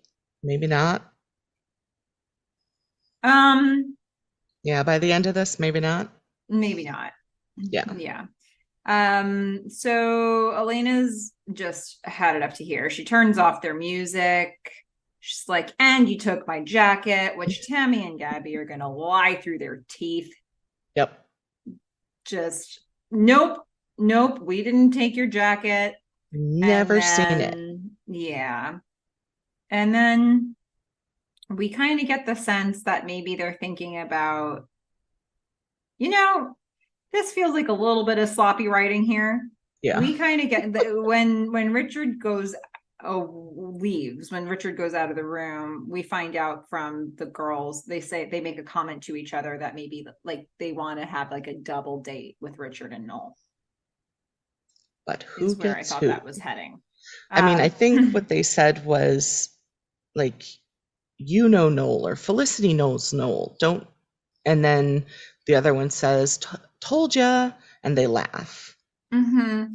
So it wasn't Yeah. quite as like I at no point got any You um didn't get a sense that they wanted to do a double date yeah, situation. I didn't get a sense that Richard was part of this. Oh, okay. All right. Well, there it but is. All right. So maybe there isn't but confusion he's there. trying. He's trying. Well, Ben's going to show up to the apartment. Felicity is packing for the trip. But unfortunately, this is where Ben has to pull the plug. Yeah, apparently Lauren called. His dad is worse. He can't go away. He has to go to the hospital with Lauren. We knew this was going to happen because if we didn't learn from Boulder, we wouldn't have learned at all. Not Boulder. Vermont's not happening. But this Yeah. is the part that I really, I get, but I don't like. I get it because of my interpretation of the last scene between the two of them, but I don't like it because Felicity asks, "Do you want me to go?" And Ben says, "No, Lauren's meeting me there." I mean, for goodness sakes, take Felicity with you. I mean, she's your support system, not Lauren. Mm-hmm. Yeah. But Felicity is gonna soften it as much as possible. She's like, maybe we can do the Vermont trip next week. It's fine. It's fine. And to be honest, like it wasn't to me like she's gonna hold him to next week either. It's just No. like I just want you to not feel bad about canceling this. Yeah. Um and then the No, music she's starts still being again. very supportive. Um, I mean, I think necessarily so. Yeah, I mean, I think it's right that she's being very supportive. But this is a continuation of the role she's been playing. Yeah. Music's gonna start again in the background. They're gonna hug. And there's that. Yep. So we are then gonna see Yeah, Noel doing his interview montage. I wrote that down too. Interview montage. Yeah, this is It's also great. underscored with salsa music. Oh, I did not get salsa music. Yeah, because this episode is brought to you by Salsa Music. Um, I guess the main thing here is the tone starts with him being pretty professional and buttoned up and upright and good posture, and he becomes more desperate as Yes, the montage goes on. it's not the right word. I put disarrayed, or maybe I meant disarranged, because what you start to see is his tie gets crooked Mm-hmm. and like his body kind of shrinks a bit. He doesn't have the good posture of sitting up. Like as the interviews go by, he's like more and more disarranged and tired, and like everything is not going It's a well. little askew, if you will. Little askew. I think the turning point for me in the montage from professional to this is taking an ugly turn was I'll work so hard for you. Yeah, yeah, that was definitely that was it. And then it keeps going downhill. He's like, I'll work part-time. I'll do anything. Yeah. And then at Get the me end, I out of the just guidance write, counselor's office. yeah, I just write defeated. Yeah. And then we're going to cut to Noel lying on the office floor singing, which is, I don't know if it did for you, but it certainly called back for me. Everybody hurts. Oh, His moment from season one when he finds out, that things aren't working out with Felicity. And but he actually had a nice voice here. He's singing this song. I don't know the song, but it's yeah, got the neither do word I. lonesome loser in it. Oh, It's like he's singing lonesome loser and he's still a loser. Like, oh, yeah. I didn't recognize the song either, but that's good lyrics that you picked up there. Well, that's where Noel's at right now. And Felicity knocks on the door and interrupts because it's after hours. She's just dropping in to say hi. mm, And he's like, well, I had 4 job interviews today. That's what he's sad about. yep. And you know, Felicity is just kind of, I guess, trying to buck him up a little bit, but he's going to focus in real quick. I mean, he's sad, laying on the floor, and then he's like, wait, aren't you supposed to be with the snow? Hmm. And she's like, can't do it. Been canceled. And he's starting to get a little more interested. He's like, wait a minute. Here's something I'm passionate about. So, Felicity, you're not doing anything for your birthday? And we find out it's her 21st birthday. Remember when she was going to go to the hotel and drink martinis or whatever that was? Be fancy? No, wasn't that for her 20th birthday? She wanted to, it was something fancy she wanted to eat. Ah, I yeah. also was like, is it her 21st? But I when I know really sat with it, I was like, can I prove that she hasn't already had her 21st? No, I can't. because, yeah, I definitely had my 21st early in Junior my year. junior year. Yeah, me too. So I don't know. But apparently this is her 21st, maybe her 22nd, but they're just going to claim it's her 21st. And he's going to offer to go out and buy her first legal drink. Yeah, it's an injustice that she's not doing anything for her 21st. So he wants to take her out. She's like, no, I'm gonna go paint. And by the Yeah, way, those interviewers are idiots. they are. And then Noel makes it a point to chase her out of his office and be like, "Happy birthday!" Yeah, he goes from being sad to being energized to giving her this longing look as she walks away Yeah. to again desperately calling down the hallway after her. Like, hey. Noel, what is happening? Your He's a life is mess. falling apart. It's not good. So, other things that aren't good. Let's go to Lady's apartment where Elena is trying to study. Do you have salsa music again? Sure do. All Now right, they're I have my dancing. techno. Yep. Yeah, Richard and the girls are dancing to salsa music in what is now their room. Hmm. And Elena has really had it up to here. Hmm. And this time she's going to take it upon herself to leave a voicemail for Noel. She calls Noel at the loft, doesn't get him, gets his voicemail. She starts yelling at Noel. She can't study. Get those freshmen out of here. She's not into this. And Not then into Richard this. comes out and he's like, I can't believe it. The girls want Noel. Girls, Mm-hmm. both of them. Both of them want Noel. He gets everyone. The end man always scores. Yep. And he says, he sleeps with Felicity and then he's going to get Tammy and Gabby. And Elena's eyes go wide. Yeah, because at that point you hear beep, your Your message message has has been been recorded. recorded. And I do have to say here, he does not say Tammy and Gabby. I did write this down. He says, uh, he slept with Felicity and now he's gonna get those two muffins. Okay. Well, there you have it. Muffins. Muffins. All Hmm. right. So I think we all understand the problem here. Yeah, this is what I thought. This is what I thought was gonna be how Ben found out. I'm not gonna lie. They got me here. Did They not did. think They that gotcha. that this Because would be you've been resolved. itching for this storyline to come to a head, Yes. and or at least to be revealed. And you thought to yourself, this is it. This is the moment. Mm, yep. And why? Because Noel lives in the same loft as these other guys. And That's where Ben also lives. That's because I where Sean assumed, lives. yeah, I also assumed that Richard would be the one to blow it, not Mm-hmm. remembering the title of the Oops, episode. Noel did it again. Yeah. So something has to be done here, right? Because Lane and Richard do not want no anybody but Noel to hear this message. They don't even want Noel to hear this message. But unfortunately, Noel lives with these other people and they can't control it, so they have to do something, which we will get The to day shortly. before cell phones, Ah, everyone had yes. a group voicemail. Yeah.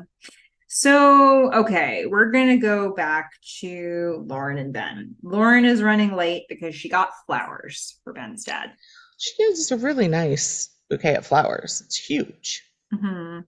And she just looks sad. She looks teary. She looks like this is all really getting to her. She makes, he's like, okay, he's clocking the fact that she's sad. He's not really feeling the same emotions that she is because she has a much better relationship with Ben's dad than he does. She Yep. makes a comment here, and I kind of wish this would be what they explored with them forever. She says, sort of absently, he's just been like a father to me. And then she looks up and he looks down. She looks up. She's like, oh my God, that was so stupid. That Yeah. was the stupidest thing I could have said. How could I have said such a stupid thing? And he's like, no, I understand. She's like, no, I'm going to put my foot in my mouth more. Right. Yes. Okay. Like, let me do this. It's like, I've got one toe in. Wait, I'm a contortionist. Let me shove it in further. Like, no, but really, I want to do this. Okay. He talks about you all the time. He tells me stories about you that you don't even remember. Yeah. It's fine. It's so awkward. Ben is like, at the end, he's finally like, yeah, sure. I kind of remember that. Okay. It is kind of an interesting social experiment because there is that initial moment when somebody says something stupid and you're like, okay, I'm holding this against you, but I'll just be polite. And then she goes so far into it, like she doesn't let it go, that he eventually, overcompensates. yeah, she like eventually becomes endearing to him. And he kind of smiles a little by the end. He's like, you know what? I don't remember that. Oh, I remember those decorations. And then he kind of like gives it to her. Yeah. And so I don't know what's going to happen with Lauren. I don't know if somehow her and Ben are going to start dating, but the fact that she said he's been like a father to me gave me the thought that they'd be more like, I don't know, brother and sister. I mean, that's actually what that kind of means, but so it's going to be even more creepy, I guess, if somehow they get together, which I really, really hope they don't. Because God knows the last thing that Ben needs is to date an alcoholic who had a male, why am I blanking on the word? Sponsor, yes. Who'd only been sober for 67 days. Like, clearly, she probably doesn't have her shit together. Yeah. Well, I say nothing. So I don't know. It's just awkward. Lauren's crying. She needs comforting, but it's Ben's dad. It's all just so strange. And then Noel, who's on the phone, sees them from across the street. Yes, it's across the street. There's that like street fog from the vents coming up, and it took me back a little bit to sort of I will say like a less artistic version of the Molly and James moment. But Noel's on the phone. He's following up on jobs, learning that he has not gotten another one. So he's already in a bad headspace. Mm-hmm. He's going to look across the street. This episode is also brought to you by don't make snap judgments when you're already in a bad mood. Yeah. Quite a bit. Quite a bit. Yeah. Yes. Because of the fact that Ben has sworn Felicity to secrecy about this situation, Noel does not have any information about it. So he sees Lauren hugging Ben, and he's assuming the worst. Yeah. Frankly, this image in his brain probably brings him back to Ben hugging Avery on the street. Yeah. And it's not like they kiss or anything, but they do have a hug and there's flowers. And I think the thing that kind of cinched it, I could see it, is when they walk away next to each other, Ben kind of puts his arm around her in a like we're walking away together kind of way. Mm-hmm. Yeah. But it's not I can see what it looks like, but Noel, don't. Don't do it. Yeah, we just Don't do it know. again. But oops, Noel did it again. It's going to happen.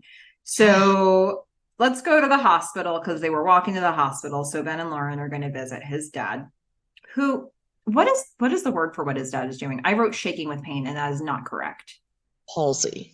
Palsy? Okay, Yeah. that is the So correct medical he's term. he's in pain, and he does not have control of his limbs, of his Okay. hands, and he's kind of shaking. It's not good. And um the doctor is there, and it's sort of this conversation between Ben the doctor and Lauren. And this is, I think, this is the scene that I just like the way they sort of show, but not tell how far Ben has come. And so Ben's dad is breathing fast, and the doctor says he's breathing too fast, but he specifically says the number of like breaths per minute or whatever, however this 20 is measured. 20 And breaths per Ben minute. instantly knows what the normal number should be Yeah. because he did the EMT program and because he knows his stuff now. And so he is able to start having, he becomes a translator for Lauren in a way, and he's having almost a peer-to-peer conversation with the doctor Yeah. in this strange, like he's being respectful, but they're able to use a shorthand that, Mm-hmm. Ben a couple of years ago never would have known. But look at this guy now. But unfortunately, we, as the audience, didn't go through the MT training, so the doctor still has to explain to us Mhm. that uh, his heart can't support this. So he needs to go on life support. He needs to be on a respirator because he needs to be getting more oxygen. He can't, like, his body can't keep up with this. And then Lauren's like, but no, Ben's dad doesn't want meds or machines. Yeah, I mean, she's kind of the person that maybe he should have given the medical power of attorney to. Mhm. She says he doesn't want that. He doesn't want to be on life support. And then the doctor pushes it kind of an extra step and says, there's another issue. He's in a lot of pain. And Lauren says, no, he wants to do it sober. Mhm. I mean, she is actually being Ben's His father's advocate here. Yeah, she's sharing what he wanted to. She is representing his voice. Mm-hmm. Ben is thinking about the medical side of this, and he's going to give some thought to what the doctor is saying. And he's not probably not going to be thinking about it from the angle that Ben's dad would have been. So, Well, he's also thinking about it from the angle of his son and a person who, while he has been through things, he is not in the place and has not gone through what his father has. I mean, I'll share a little bit more later about my thoughts on where his father is towards the end, but like his father was very clear about what his wishes are. mhm. This is also a warning to people. Be careful who you give your medical power of attorney to. Mhm. Like, Yep. make sure that not only they fully understand what you want, but you are ethically in line with each other. Mhm. Because if you're not, it's this is not a good situation. This is Yeah. really not a good situation for Ben to be in. Yeah. Well, in other not great situations to be in, Correct. Felicity is painting. She's in her studio, in the studio of the office at night. She's in front of a beautiful window and she's painting a woman looking out of a window. Oh, I thought it was her. I thought it was Could like be. herself. Could be. Yeah. Makes a lot of The sense. hair looked like the curly, her length of curly hair. Well, I there you liked go. it. I I liked liked the it paint. too. Yeah. It's definitely not the slam, the I painting she know. was doing last season. Yes, which I Co- hated. I hated that. Yeah, she wasn't in a good place. She's not in a great place here either. It's not a happy painting. No, But it's different, not happy. it's recognizable as a building and a person, Sure which I is. enjoy. Cavallo's gonna enter. He's gonna, she's like, oh, Professor Cavallo. She's like, call me Jeremy. Okay. Yeah. She's like, oh my God, this guy. She's awkward. She's been feeling awkward. She's been replaying that lunch in her head a little bit. She's going to come right out and say it. And you know what? I'm just going to go ahead and keep this simple and say my note from an optimist is, wouldn't it be interesting if we all confronted people who were doing sketchy things? Hmm. I have a huge caveat around my own note from an optimist because I think that will probably often work out very badly. But Yeah. I enjoyed being able to see this play out and being able to make my own thoughts about whether I want to pursue conversations like this in the future or not. I think I it's an think you education for all of used, us. yeah, you used the correct word, and the word is interesting. Mm-hmm. I think it would be interesting. Now, wouldn't it be lovely if when you actually came out and said these things, the person either stopped and wasn't creepy, or there were actual consequences regardless of the power dynamic, Mm-hmm. That would be awesome. right? That would be great. Yeah. Yeah. Um, even how he responds. Okay, so she says, okay, that bit about okay. He's like, call me Jeremy. She's like, right, right, right. I just wanted to say, at lunch, I felt a little uncomfortable when you touched me. And he says, which on paper should be a perfect answer and isn't in practice. It I mean, leaves he's you like, he's a hundred oh, percent gaslighting her here, absolutely. He's like, well, it should have made you uncomfortable if you felt like did he say coming on to you? making a move on you. Yeah. It should have felt uncomfortable if you felt like I was making a move on you. But But I I wasn't. wasn't. I have a girlfriend. No, he But said he's in see, a relationship. says he's in a relationship, but here's the thing. The first sentence, fine. The second sentence, not fine. He's like, I'm in a relationship. Again, fine up to this point. Here's where it stops getting fine. Because he should say, I'm in a relationship and I don't date students. Mm-hmm. What he actually says is, I'm in a relationship and I'm not looking for anything, especially from a colleague. See, stroking your ego, making you feel great. I admire you for bringing it up. Lucy's But like, well, I feel Felicity so clocks it. stupid now. She's like, I feel stupid. But then she's like, colleague, huh? Yeah, Like, she doesn't not clock that. grooming, gaslighting, Yeah. gross. Um, and then the show is going to put a fine point on this, which I Hmm. appreciate. Gretchen shows up. Self-portrait spoonless Gretchen. Who I couldn't figure out why she was so familiar. And then I look her up on IMDb and She's has Haley. done nothing. Wrong Gretchen.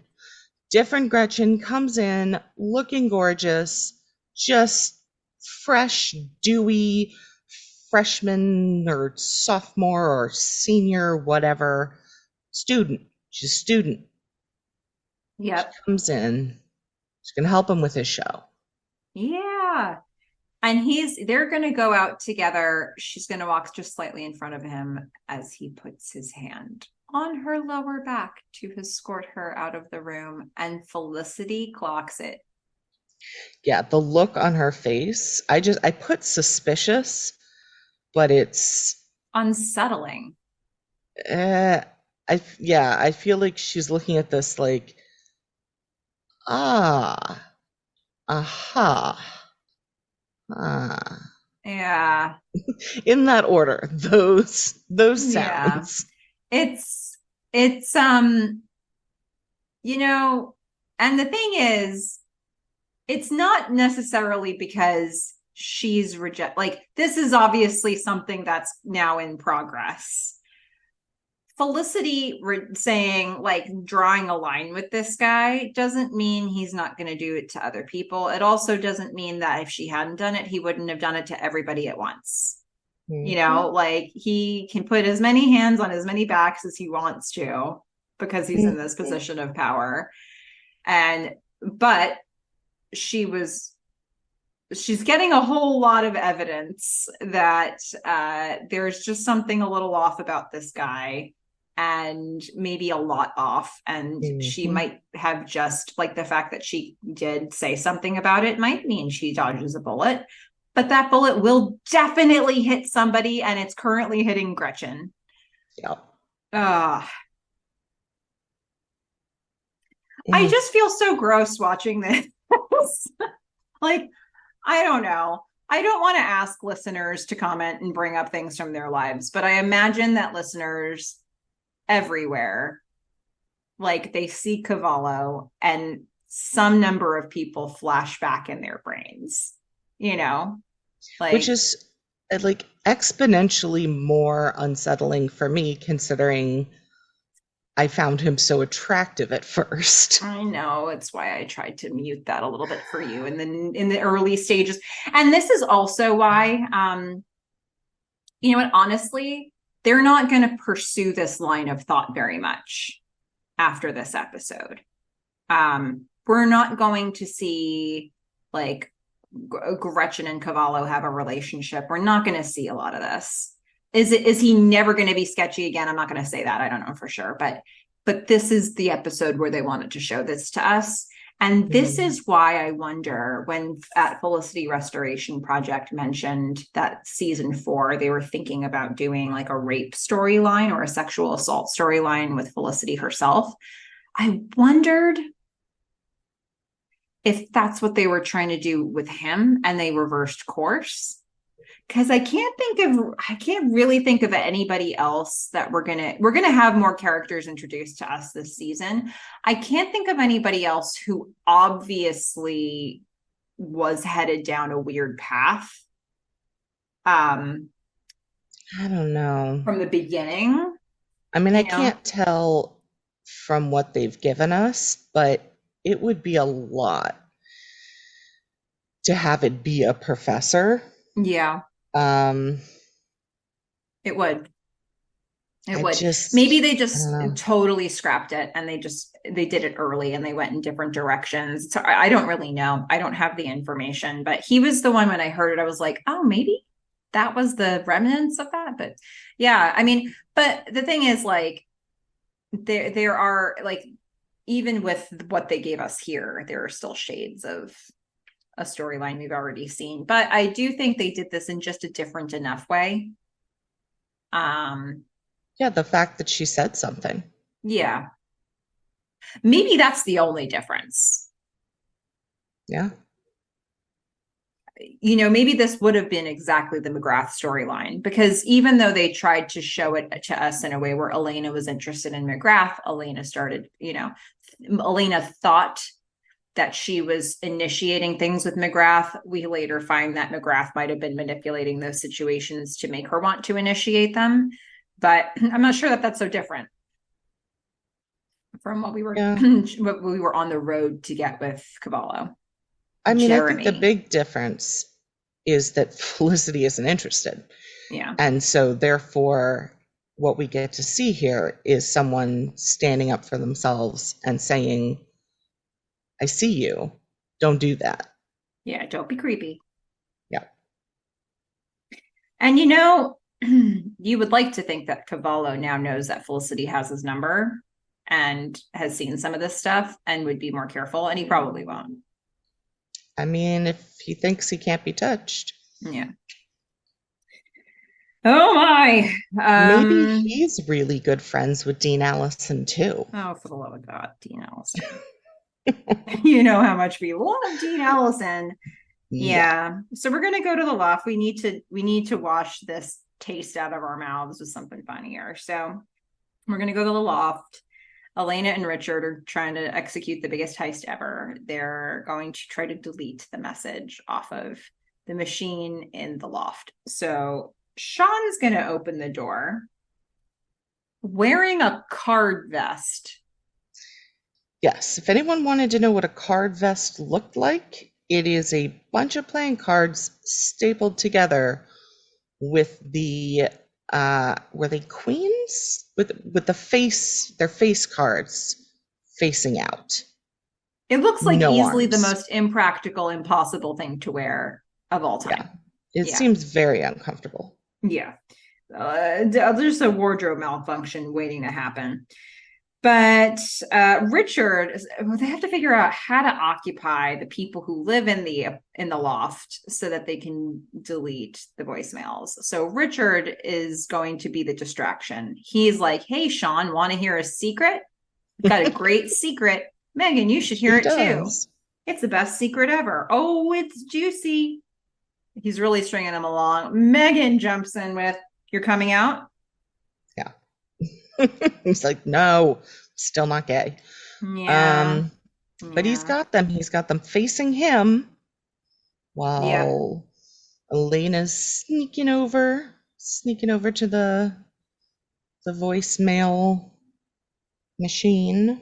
Sure is. And she is going to delete all of the messages, every Because single one of that's all you could, I mean, if you didn't listen to them out loud, that's all you could do. them. Mm-hmm. So all you hear is messages erased. Yeah.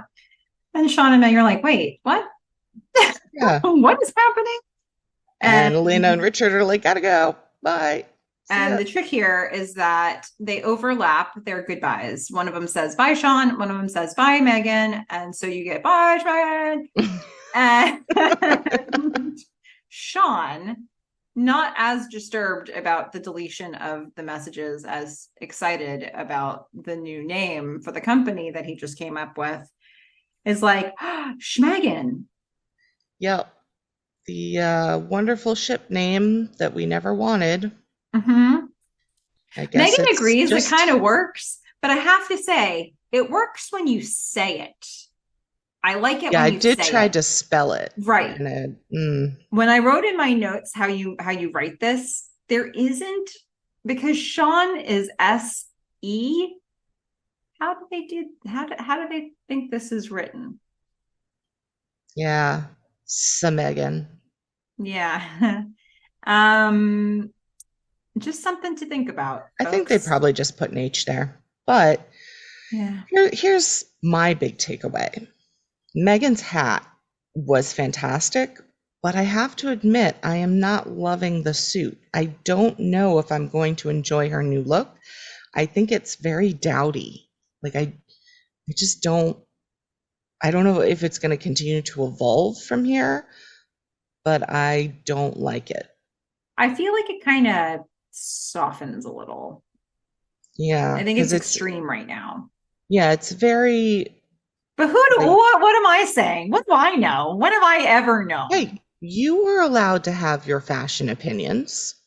I don't remember her forever having like this Halloween costumey level of like exaggerated 60s. Hmm. But It's the again, suits in particular that she's focused on, and she's worn two of them now, and I don't like this 50s suit on her. okay, all right. Well, Sean's going to answer the phone because it's going to ring and he's going to be like, Schmegan. Okay, so that's a thing now. I hope it's really a one episode thing. Mhm. Well, let's go over to the hospital. Yeah, Dad is in some pain. and Lauren just, the Ben and Lauren step outside, and Lauren is like, "You're going to do it, aren't you?" Yeah, Like he he doesn't does want want this. to give his dad the meds. Yeah, Yeah. And it's and like, come on. Like, what are you doing? He said the opposite. yeah, he was very clear. And this is Ben's move. And he's been doing it all episode. He just leaves. He's like, fine. He doesn't want to be saved. I'm not going to save him. I didn't ask for this. He just gets out. Gets out.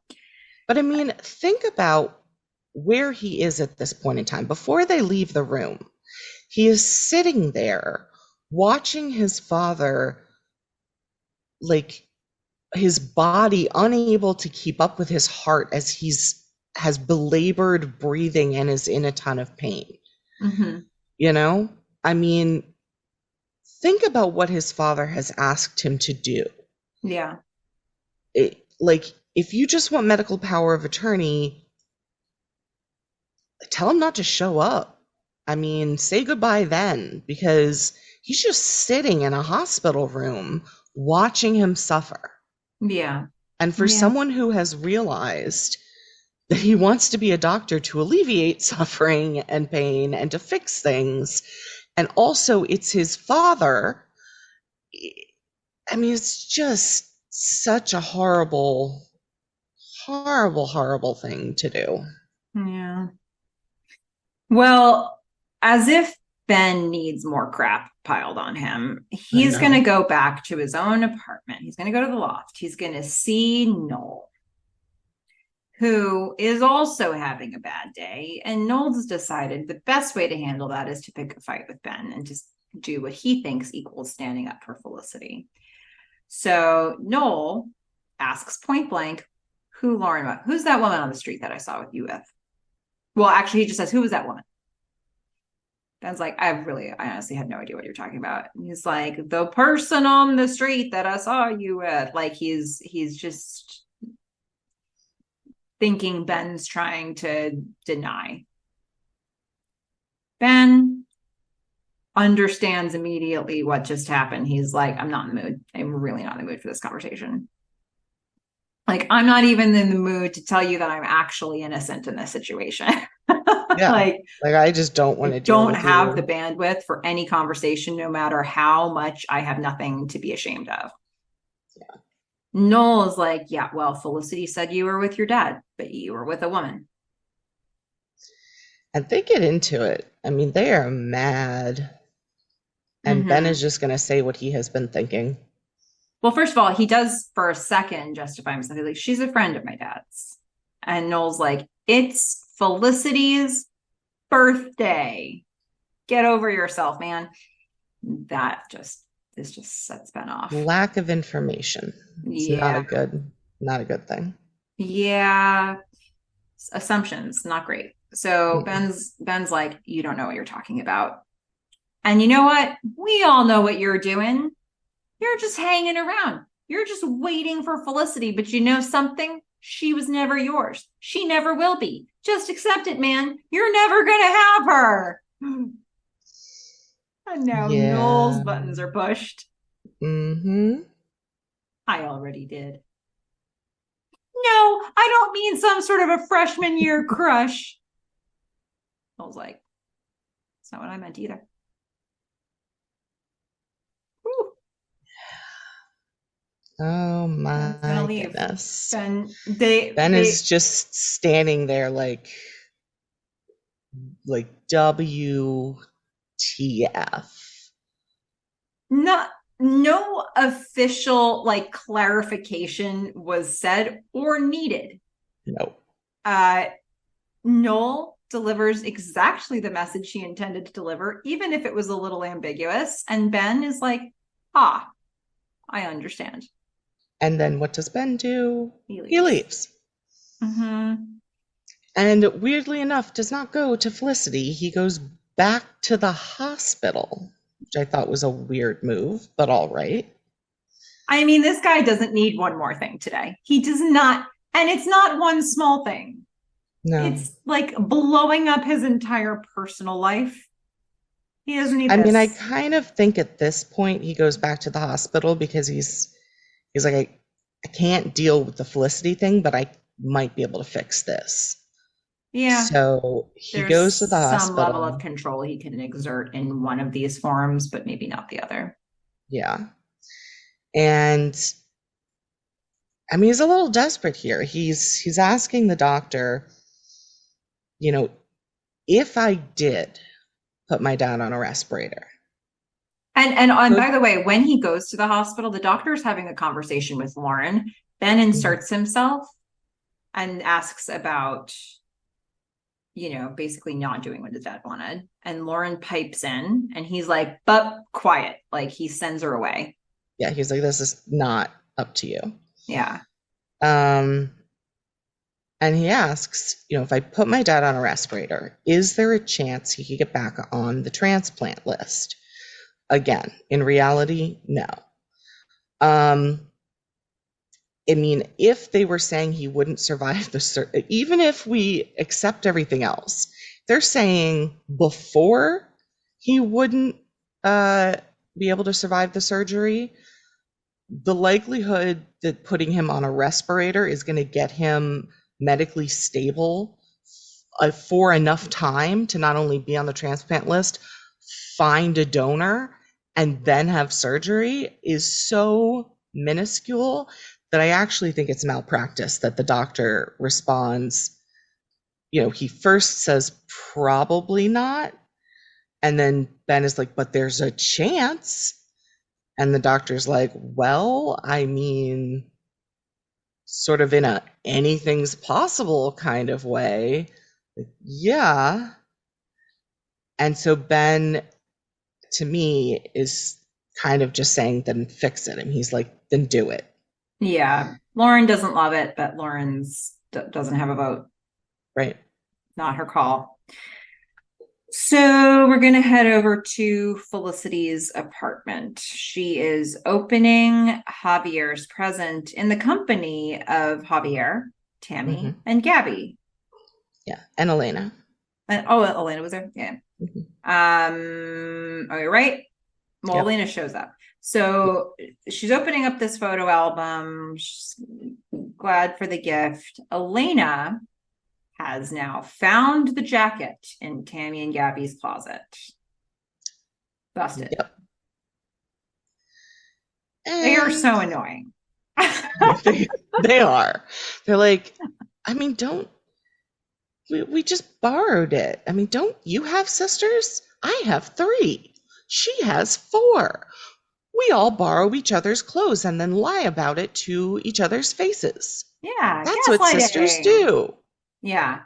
Um, you must be so lonely that you don't have sisters, you shrew. I don't know. It's just like the amount of gaslighting in this episode. Not into it, okay? Tammy and Gabby, I would not Yeah. have tolerance for them. Nope. 0%. No. I The fact mean, that Elena is exceedingly patient with them is how I would describe Elena. I would think that she would yeah. be even more in the direction that they're showing her. Uh-huh. But homicides are not welcome on this show. So, Only attempted homicide.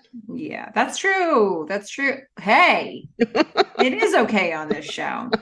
All right. So Noel is going to interrupt this scene. Yeah, he's going to walk in and pointedly say the door was open. Yeah. Seriously? Guys. Seriously? You guys, and I don't mean multiple Rodans. Yeah. And then what is he going to say? Talk to you for a second alone. Well, he says a variation of it. Yeah. Can I talk to you alone? Okay. Whoa. You That's know a what mood that killer. means. Yeah. He's all serious. Felicity's like, hey, you're all serious. He's like, well, and then she assumes it's about like the interview. She's like, you'll get a job. He's like, no, I got a job actually. It's fine. She's like, wow, what? He's like, that's not the thing. Yeah. Continue to be sad. Sit down. Do Sit not be down. happy for me right now. Don't get excited. This is not exciting times. I have got exciting news, but that's not what we're not focused on that right now. Focus on the freaky stuff. So she's freaked out. And Noel starts to just walk her down the path. Yeah. I mean, he is just sort of pacing and not saying anything and just saying, like, sit down and walk on. I mean, he goes so slowly through He's like, well, we'll this. see first. I had lactose for breakfast. No, Right. he starts from the beginning that you would logically begin from. He says, well, I saw Ben and Lauren, and Felicity's like, yeah, it's fine. Lauren, it's this thing with his dad. It's fine. Noel's like, yeah, but I didn't know that. Didn't know that. Wasn't sure what it was. And I fought with Ben. And the thing about me fighting with Ben is that in that fight with Ben, while I was fighting, during the fight, I told him that we slept together. She's like, because why? Yeah, I mean, she pauses before that why. She has so many emotions going through her face. Yep. I, I mean, this is a quality moment of just like internal acting. This was really good stuff. And she does not make eye contact with Noel for the Again, rest of the scene, like yeah, for the rest of the episode also. Yeah. yeah. And he's trying to make the eye contact, and she is just looking down, processing Yeah. why. By the end, I say she looks devastated. Yeah. He apologizes, but it's just like, well, you're I mean, what can he put your do? sorries in a sack, man. It's Yeah. like, He's like, okay. it just came out. Sorry. And he leaves. As he's leaving, he turns back around in the door frame. I think it was almost he stands there for Yeah. some seconds, giving her a long, lingering look. And my sense of that was like he kind of was hoping that she'd re-engage and maybe talk some more. And she's just not looking at him. He I mean, needs I to don't leave. even think she, I don't even think she knows he's in the room anymore. Yeah. Yeah. So this is where, so we're going to get Ben visiting his dad in the hospital. And this scene for me on the DVD was underscored by by trespassers lie in the sound. Um, Yeah, I just had boilerplate generic music. yeah, this song was probably huge at the time, and it was cropping up in a lot of different shows. Um, and you'd probably recognize it if you heard it, but Sing um, it for us. I love you more than I should, so much more than I forget the words. I don't Does know the not words, but sound so familiar. much more than more than I should. And so, and there's, I am falling. So anyway, there's a bit of that. There's the opening of that song is so moody Okay. that a lot of shows use it or use it at the time. I'll have to go Beautiful back and song. listen to it. Yeah, no way they were going to get the licensing for that, I think. Yeah. Or like it was just probably at that level where it wasn't so integral to the plot that they could replace it with something else, but like they probably wouldn't have pursued getting that song again.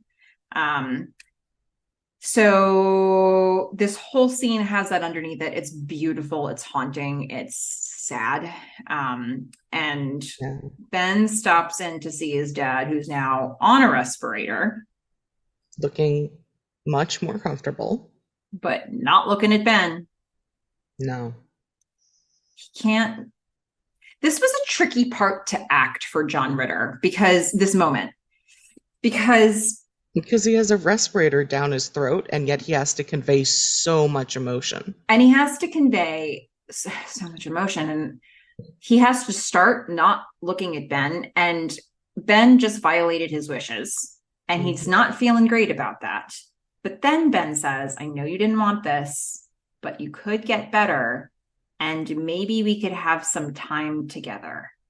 Ben is teary, saying this, and then maybe we could have some time together piece. It's like, well, these weren't, yes, these were not his dad's wishes, but dad also could not have wished that Ben would say something like that. Like he couldn't have Yeah. even thought that that would happen. So the thing that I was kind of floored by is that I was trying to figure out what he was trying to convey, because again, he's tubed. So it's Right? like, what are you trying to do here? He's trying not to look at Ben. A single tear comes out of John Ritter's right eye towards the camera when Ben says that. He It does a subtly fantastic falls. job. It's like, what the actual? How did he do that? Um, I found everything that he did in this amazing because, I mean, Ben walks in and sits down, and his dad isn't looking at him, but when he starts talking, he's kind of trying to justify what he did. And so he's saying, I know these weren't your wishes. And his dad does look at him and then just kind of looks away and closes his eyes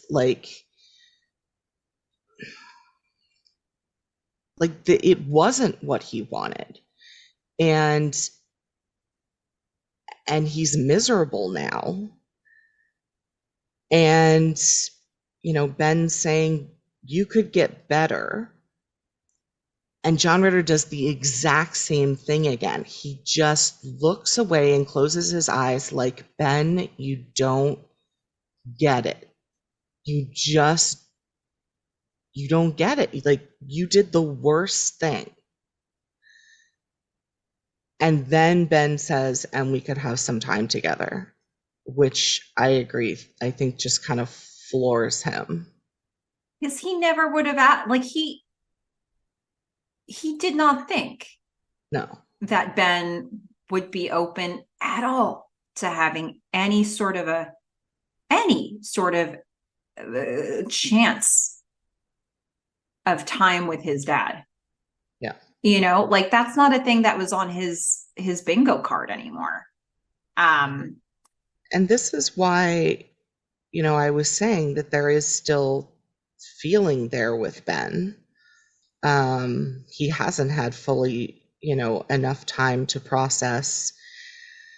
And like, he doesn't, yes, he gets angry, but I don't think he's switched over to like hatred. I don't think he's gone numb where his dad is concerned. And it's very complicated with his dad, who clearly accepted the fact that he was dying and almost was looking, not maybe not even almost, was looking forward to it. And to me, Ben took that away from him. I think throughout this entire episode, he wanted to die. Like, this was it. And the fact that his life is being prolonged is nothing but kind of suffering to him. mm-hmm. And the Yep. fact that there's even this hope at the end with Ben saying we could have some time together is not only, I mean, I think there's so many levels to that. There's he never would have expected Ben to say that, but also there's like 0.0000000% chance that's now going to happen. Mm-hmm. I don't know what the show is going to do, but in real life, there's no chance. They are going to get a little time together. See, so that's not a thing. Yeah. But like, okay, I mean, maybe he stabilizes a bit and stays in the hospital and they can talk. But like in general, like it's not like they're gonna now have Quality years and time. years together. Like Yeah. he's not, I mean, at least he shouldn't be able to get on a transplant list or The show takes a very hopeful outlook on this. Um, uh, Also, in addition to everything you said, think about where Ben is at this exact moment, right? Again, this guy who used to be most popular in high Mm. school, who does he have now? Okay. Count his friends, Trevor. Count his, like, count his Support people in his system. world. Okay. Felicity, well, Mm. boy, that's weird now. Noel, mm. Sean and Megan. Okay, Sean. Hmm. Megan's Felicity's friend. Elena's Felicity's friend. Javier is in a weird middle spot. Like everybody on this show, maybe Richard will be some solace. I Yeah. don't know. Mm. But then again, Richard's Noel's friend. So like, who does Ben have?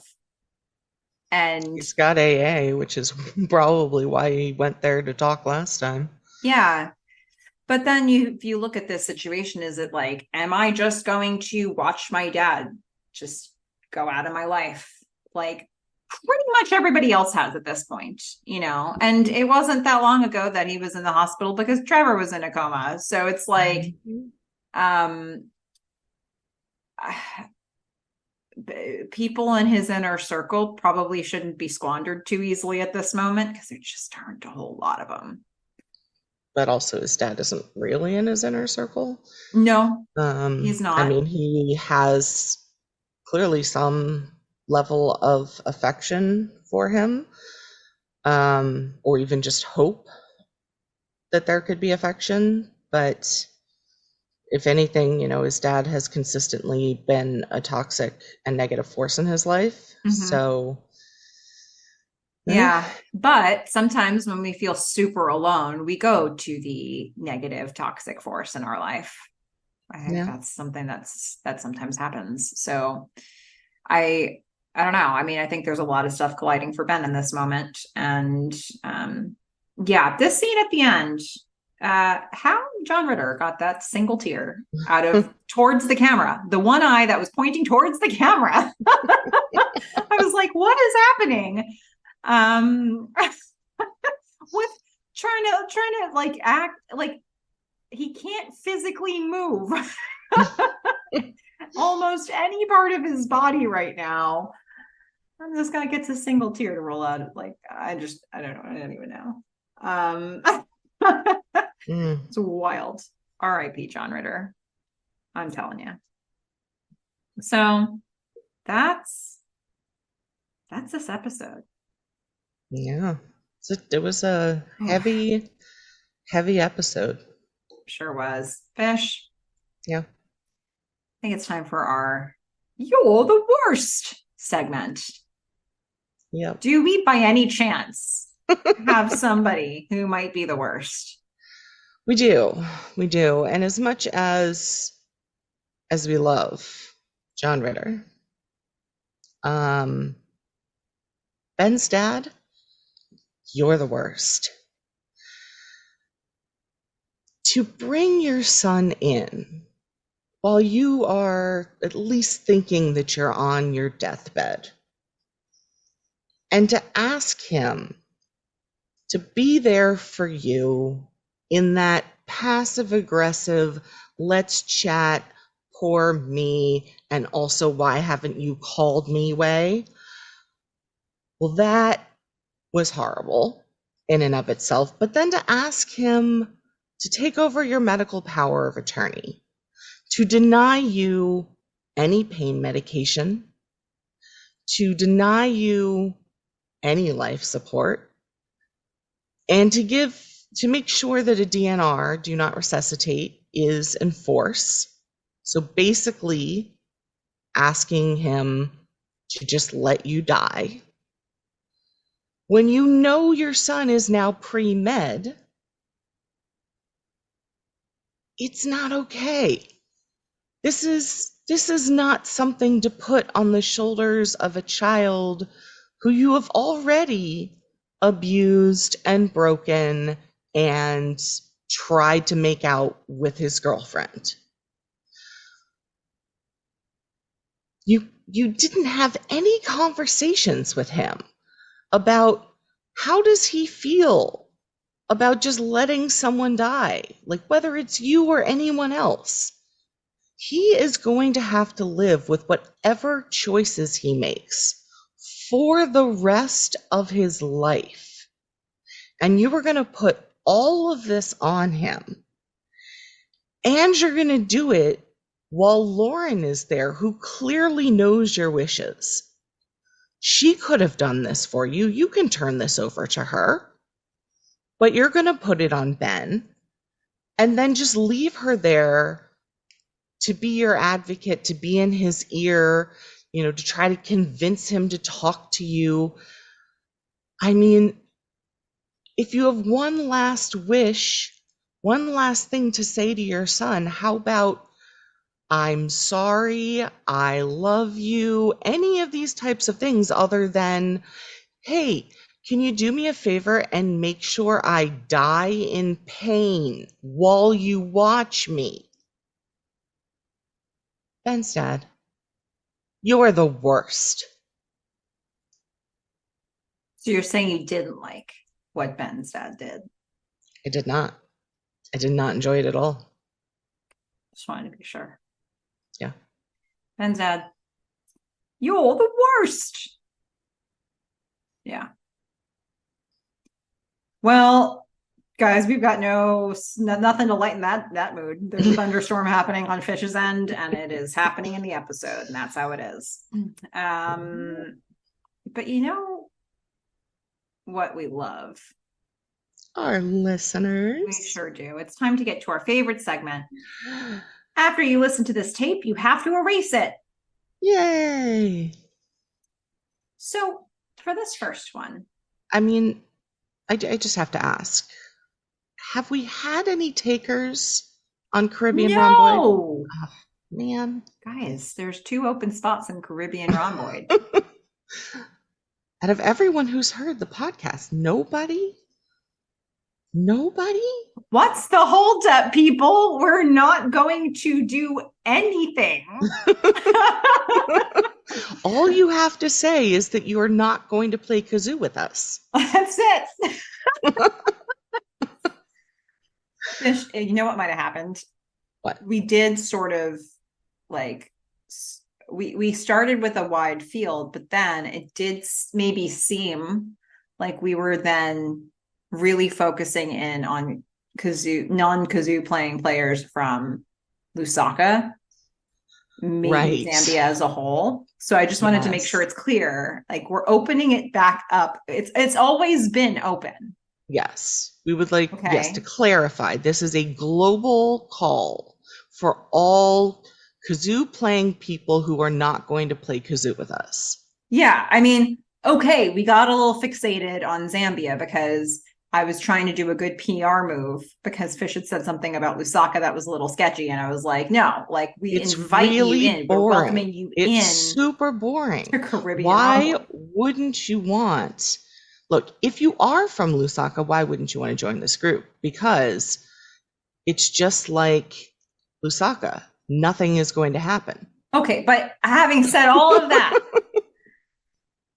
we are opening it to everybody. Yeah. Okay. Let's be clear. All right. So there's that. Well, okay. So I've been a little bit debating on, so the first one is perfectly timed for right now, but there is a line in it that's just the most minor of spoilers, but I think it's okay. And I think it actually allows us more room for conversation right now. So let's do it. From Allison Atwater's Treatise on Ben. Wow. Okay. Ready for it. Okay. In season 4, Felicity breaks Ben's heart by sleeping with Noel.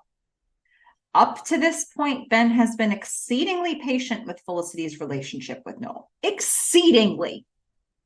That does not pay off well for him. I absolutely hate how Noel reveals that he and Felicity slept together, basically saying that he has already had her. Such a dang caveman. And not in a good way. Also, There is just something so reckless and passive aggressive about Noel in season 4 that just makes me dislike him as a love interest for Felicity. I can empathize that it's a confusing and pivotal point in his life and that he's suffering from depression, but I still don't like the way he treats Felicity. He was not afraid or ashamed to try to wreck her relationship with Ben on a compulsive whim without having his facts straight. I mean, he had part of his facts straight. He and Felicity had slept together. And in all fairness, she was still lying to Ben. I'm really glad it's out there now. It's unfortunate that Felicity couldn't be the one to tell him. But I don't know that Noel is so much wrecking the relationship as just being the vehicle to give the information. I do think both he and Felicity are complicit in, what happened. It takes two to tango. But yeah, I think we've already talked about Noel this season and frankly in other seasons, all other seasons. He's problematic. Noel is problematic. Yeah. Yeah. And Allison brings up the point around, Noel being in a confusing and pivotal part of his life, the depression bit. We are going to get a little bit around Noel actually having depression here in some episodes coming up. But he And I think just it's got a going to be, job. yeah, I think it's going to be kind of important that they put a finer point on how he's been acting, because just the number, like really since the first episode of this season, every time we get a scene with Felicity and Noel, it just feels like they're both under some sort of hypnotic influence by like circumstances of life. Like they're both kind of lost, and they've both and they're both not super animated this season, Yeah. on purpose, probably because they're lost and they're not feeling great about things. And so they've been kind of shells of themselves, but it's been very weird to watch two main characters continue to interact as shells of themselves for, several episodes now. And so it does feel like something needs to break. Uh And he broke it. yeah, I'm glad that he did, but I don't like it for him in terms of just like, I agree with what Allison's saying, and also we're trying to watch a show here, okay, guys. uh I don't know, actually. To extend on this, at Ruby and Simba 13 says, this year feels different to the previous three, but I don't think it feels like freshman year. To me, Felicity's character in the first three seasons is cohesive. In this season, Felicity is much more subdued and serious. In the first three, she was her normal, anxious, obsessive, and high achieving self. This year, she seems timid, speaks more quietly, and isn't as spastic as she could be at times in the previous three. I don't know. That was my take. She seems to be scared and insecure as her future looms ahead. Yeah. I mean, I don't know how it's going to continue, but I think we both commented on that so far. Yeah, it definitely has a tonal shift because she's in so much of the show. You're kind of like basing your vibe off of Felicity's vibe, and there isn't a lot of that, like, maybe I am a lovesick schoolgirl energy. She's just, and think about that Felicity versus the Felicity we're getting now, who's very like so serious and so quiet and so whispery. Yeah. And so lost in thought and so reading her dad's clippings about it's just a lot. um yeah, so those are the thoughts. A lot of tone feelings going on right now. But all right, Fish, it's time for us to rate the episode. I never remember who did it first Neither do last time. I. And I always ask you, and we always have this question. So I don't know. I'll go. Yes, that would be wonderful. I rated this episode in the unit of deleted voicemails. Ah, okay. And I think I'm going to give this one a 7.6 out of 10. You know, I actually, there's a lot of really cool stuff about this episode. There's a lot to talk about. There's a lot of really interesting new things. There are some things that were sort of not rehashing from the past, but like taking a new look at that might have happened in the past that seems to be coming up here. The bit with Tammy and Gabby, I don't know. I don't know what that is, but um there are some things that I think they do that maybe you were thinking like, oh, I can't wait to see more of this, and you're not going to see a whole lot more of it. I think the Cavallo stuff, like it does feel a little weird to make that kind of like a one episode story. Um, but such is life, you know? So am I going to say like this is at the top of the list of the, I mean, part of what we're encountering here in season 4 is that you and I have now rated a lot of episodes of Felicity. So we have a lot of stuff that's been at the 7s and 8s and 9s and some 10s. And maybe we have now more a point of comparison. So this episode is kind of a result of that in terms of the rating for me. Is it the best of the best? No. Did it create a lot of really interesting conversation? Yes. So I'm going with 7.6 out of 10 deleted voicemails. Wait, 7.6 or 6.7? 7.6. Yeah, I mean, this definitely was a heavier episode. I mean, we really sit with Ben as he's going through all this stuff with his dad. And I think it does generate good conversation. But in me, it also generated a lot of emotion, sort of feeling for him, very complex emotion that I think all of the actors did extremely well with. I also felt like the stuff with Noel was not equally as complex, but was pretty complex. Dealing with everything from, the funny parts where he has to deal with the girls to the job montage and the laying on the floor and singing and, just everything about how he gets to the fight with Ben and the reveal. And then just Felicity's acting as he tells her what he did, I just think was amazing. I don't mind the girls and Richard. I mean, I think we do need a little levity in this, and who doesn't want to be called a muffin? I think the Sean and Megan stuff to me was a little meh.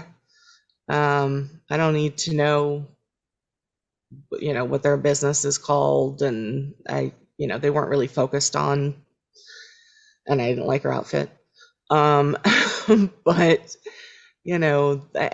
I also wasn't a big fan of the misdirect with the phone call, but or the voicemail message, but then I guess I wouldn't have gotten the surprise with the fact that it was Noel that actually did the revealing, even though it was in the title. I did like the fight between Noel and Ben. I think they both did angry quite well. So the Cavallo stuff, I mean, I didn't like it. I didn't like watching it, but I do like the fact that they did it. And I like the fact that they did it in this way where she stands up for herself as much as possible. It opens up a lot of questions. For me, I like the episodes that make me feel that, or ones that are just funny. But like if it's a dramatic episode, I want to feel something, and I want it to address really deep questions. And I feel like this episode really did that for me in a lot of ways. So I don't feel like it had like that extra spark that, would make it the best episode ever. Like it was just missing something to do that, but I really can't find fault with much of the rest of the episode. So I am going to give it a 9.5. Yeah. For a dramatic episode, there was so much in here, and yet it didn't feel like I couldn't concentrate on things because they were moving too quickly. It didn't feel like the wedding episode where everything was crammed in weirdly. Mhm. And for me, everything made sense. And it just So brought the up quick so cutting between much. things didn't bother you as much as you. No, it wasn't jarring the way that it has been in the past. I didn't it's not my favorite way for them to go between scene and scene and scene, but the way they did it, I guess, worked well enough for me. Okay. Well, there you have it, folks. 9.5 out of 10 glubs, 7.6 out of 10 deleted voicemails. That's our rating for this episode.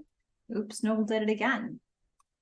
But we would love to hear what you all think of this episode. So go ahead and tell us.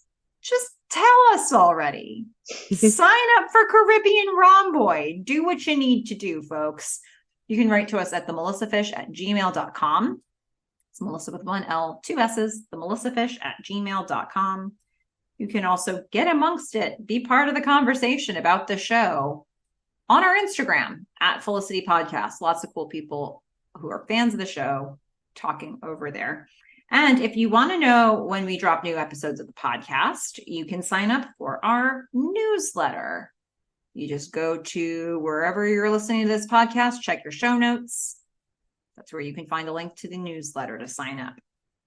And while you're at it, rate and review us so that other cool Felicity fans can find this content and become part of the community.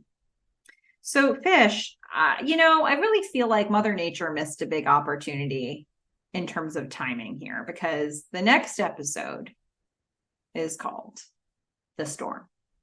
And the storm is over here. I know. Sun is back out. Wouldn't it have been amazing if we talked about an episode called The Storm and you had those thunder crashes happening in the background? Gosh. Maybe I can edit part of one in. Who knows? Wait for it. Let's pause for a moment to see if I can. We won't know until next time, but if that's full of thunder, I did it. So, I am gonna guess that there is a storm, and I love storms, so yay. But also, there's gotta be a storm brewing between Ben and Felicity now. I feel like the storm is probably I think it's Charlie Brown, where he just has the cloud over his head and it just rains on him. I feel like that is going to be Ben for a little while. And I don't know if it's actually going to kind of erupt and he's going to confront Felicity, or if he's just going to be stormy. But he knows now. And, if they're going to put 2 levels to it, maybe there's a storm that traps them together and now they have to talk about it. Seems like it's going to be dramatic. So yeah, kind of looking forward to that. Okay. All right. Well, that's the prediction. I think it is a fair guess to say that Ben might have a little storm cloud over his head. Things are not great in Ben's world at this particular moment in time. I think we can all acknowledge that. Not a lot of things looking rosy, because on top of all of this, he's still a no-cap. That is true. And his partner is still Trev. His biggest problem was how hard his workload was. How is he Yeah. doing it now, you may ask? Well, yeah. So that's what's coming ahead. And I do just want to I want to put a little honorable mention on the Noel and Ben fight at the end. Those two actors, the Scotts, they are so good when they have these confrontational scenes. They're so Yeah. good. In fact, they're also great when they have comedic scenes, but like we've had more than one fight between them in this loft. Like they are just off the charts Yeah. I mean, it's every almost time. like they have an anti-chemistry, right? I mean, they have like such good chemistry, but when fighting, like Yeah. they just like bring out the anger and like the Every ugh. time a Ben and Noel fight is written in, unless it's like, that was my bagel. Did you notice it was toasted? Okay, if we take those out, because those are silly, right? They're just getting under each other's skin. Anytime we have one of these big confrontations written into a script, they must have gotten so excited because it's like, it's always when the big stuff comes out, Yeah. you know? That is always like shit hitting fanniest moments. Like, what is that? What's the thing I want to say? Like, that is like the moments where you're like, oh my God, I have been waiting for somebody to say this thing for half a season, and you just said it. And it always seems to be right here when these conversations start between Ben and Noel. And I don't know. It's kind of magic. Truth bombs dropping them. Yeah. I like your, what did you just say? Like anti-chemistry? Yeah. I mean, It's kind of a but cool it's like idea. they have great chemistry uh, in fighting and against each other, but it's so powerful. Yeah, because they wait so long for these moments in between these moments, It's like they use them sparsely, just a pinch here and there, And and they then build the blam. tension around it. It's Yeah. like they're just under each other's skin, or there's so many little lies being told, and it's just building and building, And and then Noel's all, boom. no, I'm happy to be a friend. I'm happy to be just the guy watching Ben and Felicity. I'm happy to do this. I'm happy to do that. Uh, And Ben's all, no, no, no. Like Noel's just he's fine. He's just a friend, and I get it. You should go be with Noel. You should do this thing. You should do that thing. You should go over here with Noel. You should do Loser Pet Store. You should do, and then boom. right. Turns out neither of these guys are quite okay with the situation. Who could have predicted that? Yeah. Yeah, definitely not Felicity. Nope. It's probably, it might, maybe things have changed. No. Maybe it's better now. No. Maybe the situation's different. Nope. Well, okay. Anything else you wanted to say about this one, Fish? I just want to remind everyone who I'm sure is going to apply for Caribbean Rhomboid now that a picture is required of your kazoo, and Just your kazoo. only Yeah. your kazoo. Yeah. And that is not a euphemism. We want an actual picture of a kazoo. Can you Just to be imagine? clear. Just to Thank be you. very Thank clear. you, Fish. Yeah, because Melissa's going to be the one opening these. So let's just be very And clear. Melissa's the one who Actual usually kazoo. tries to keep it clean on this podcast. So That's right. think about her, okay? Yes, When you send your kazoo picture. that's right. Holy smokes. Well, I guess that's it, Fish. So until next time, don't hook up with Ben while I'm gone. I'm a fish. Bye. Bye, everyone.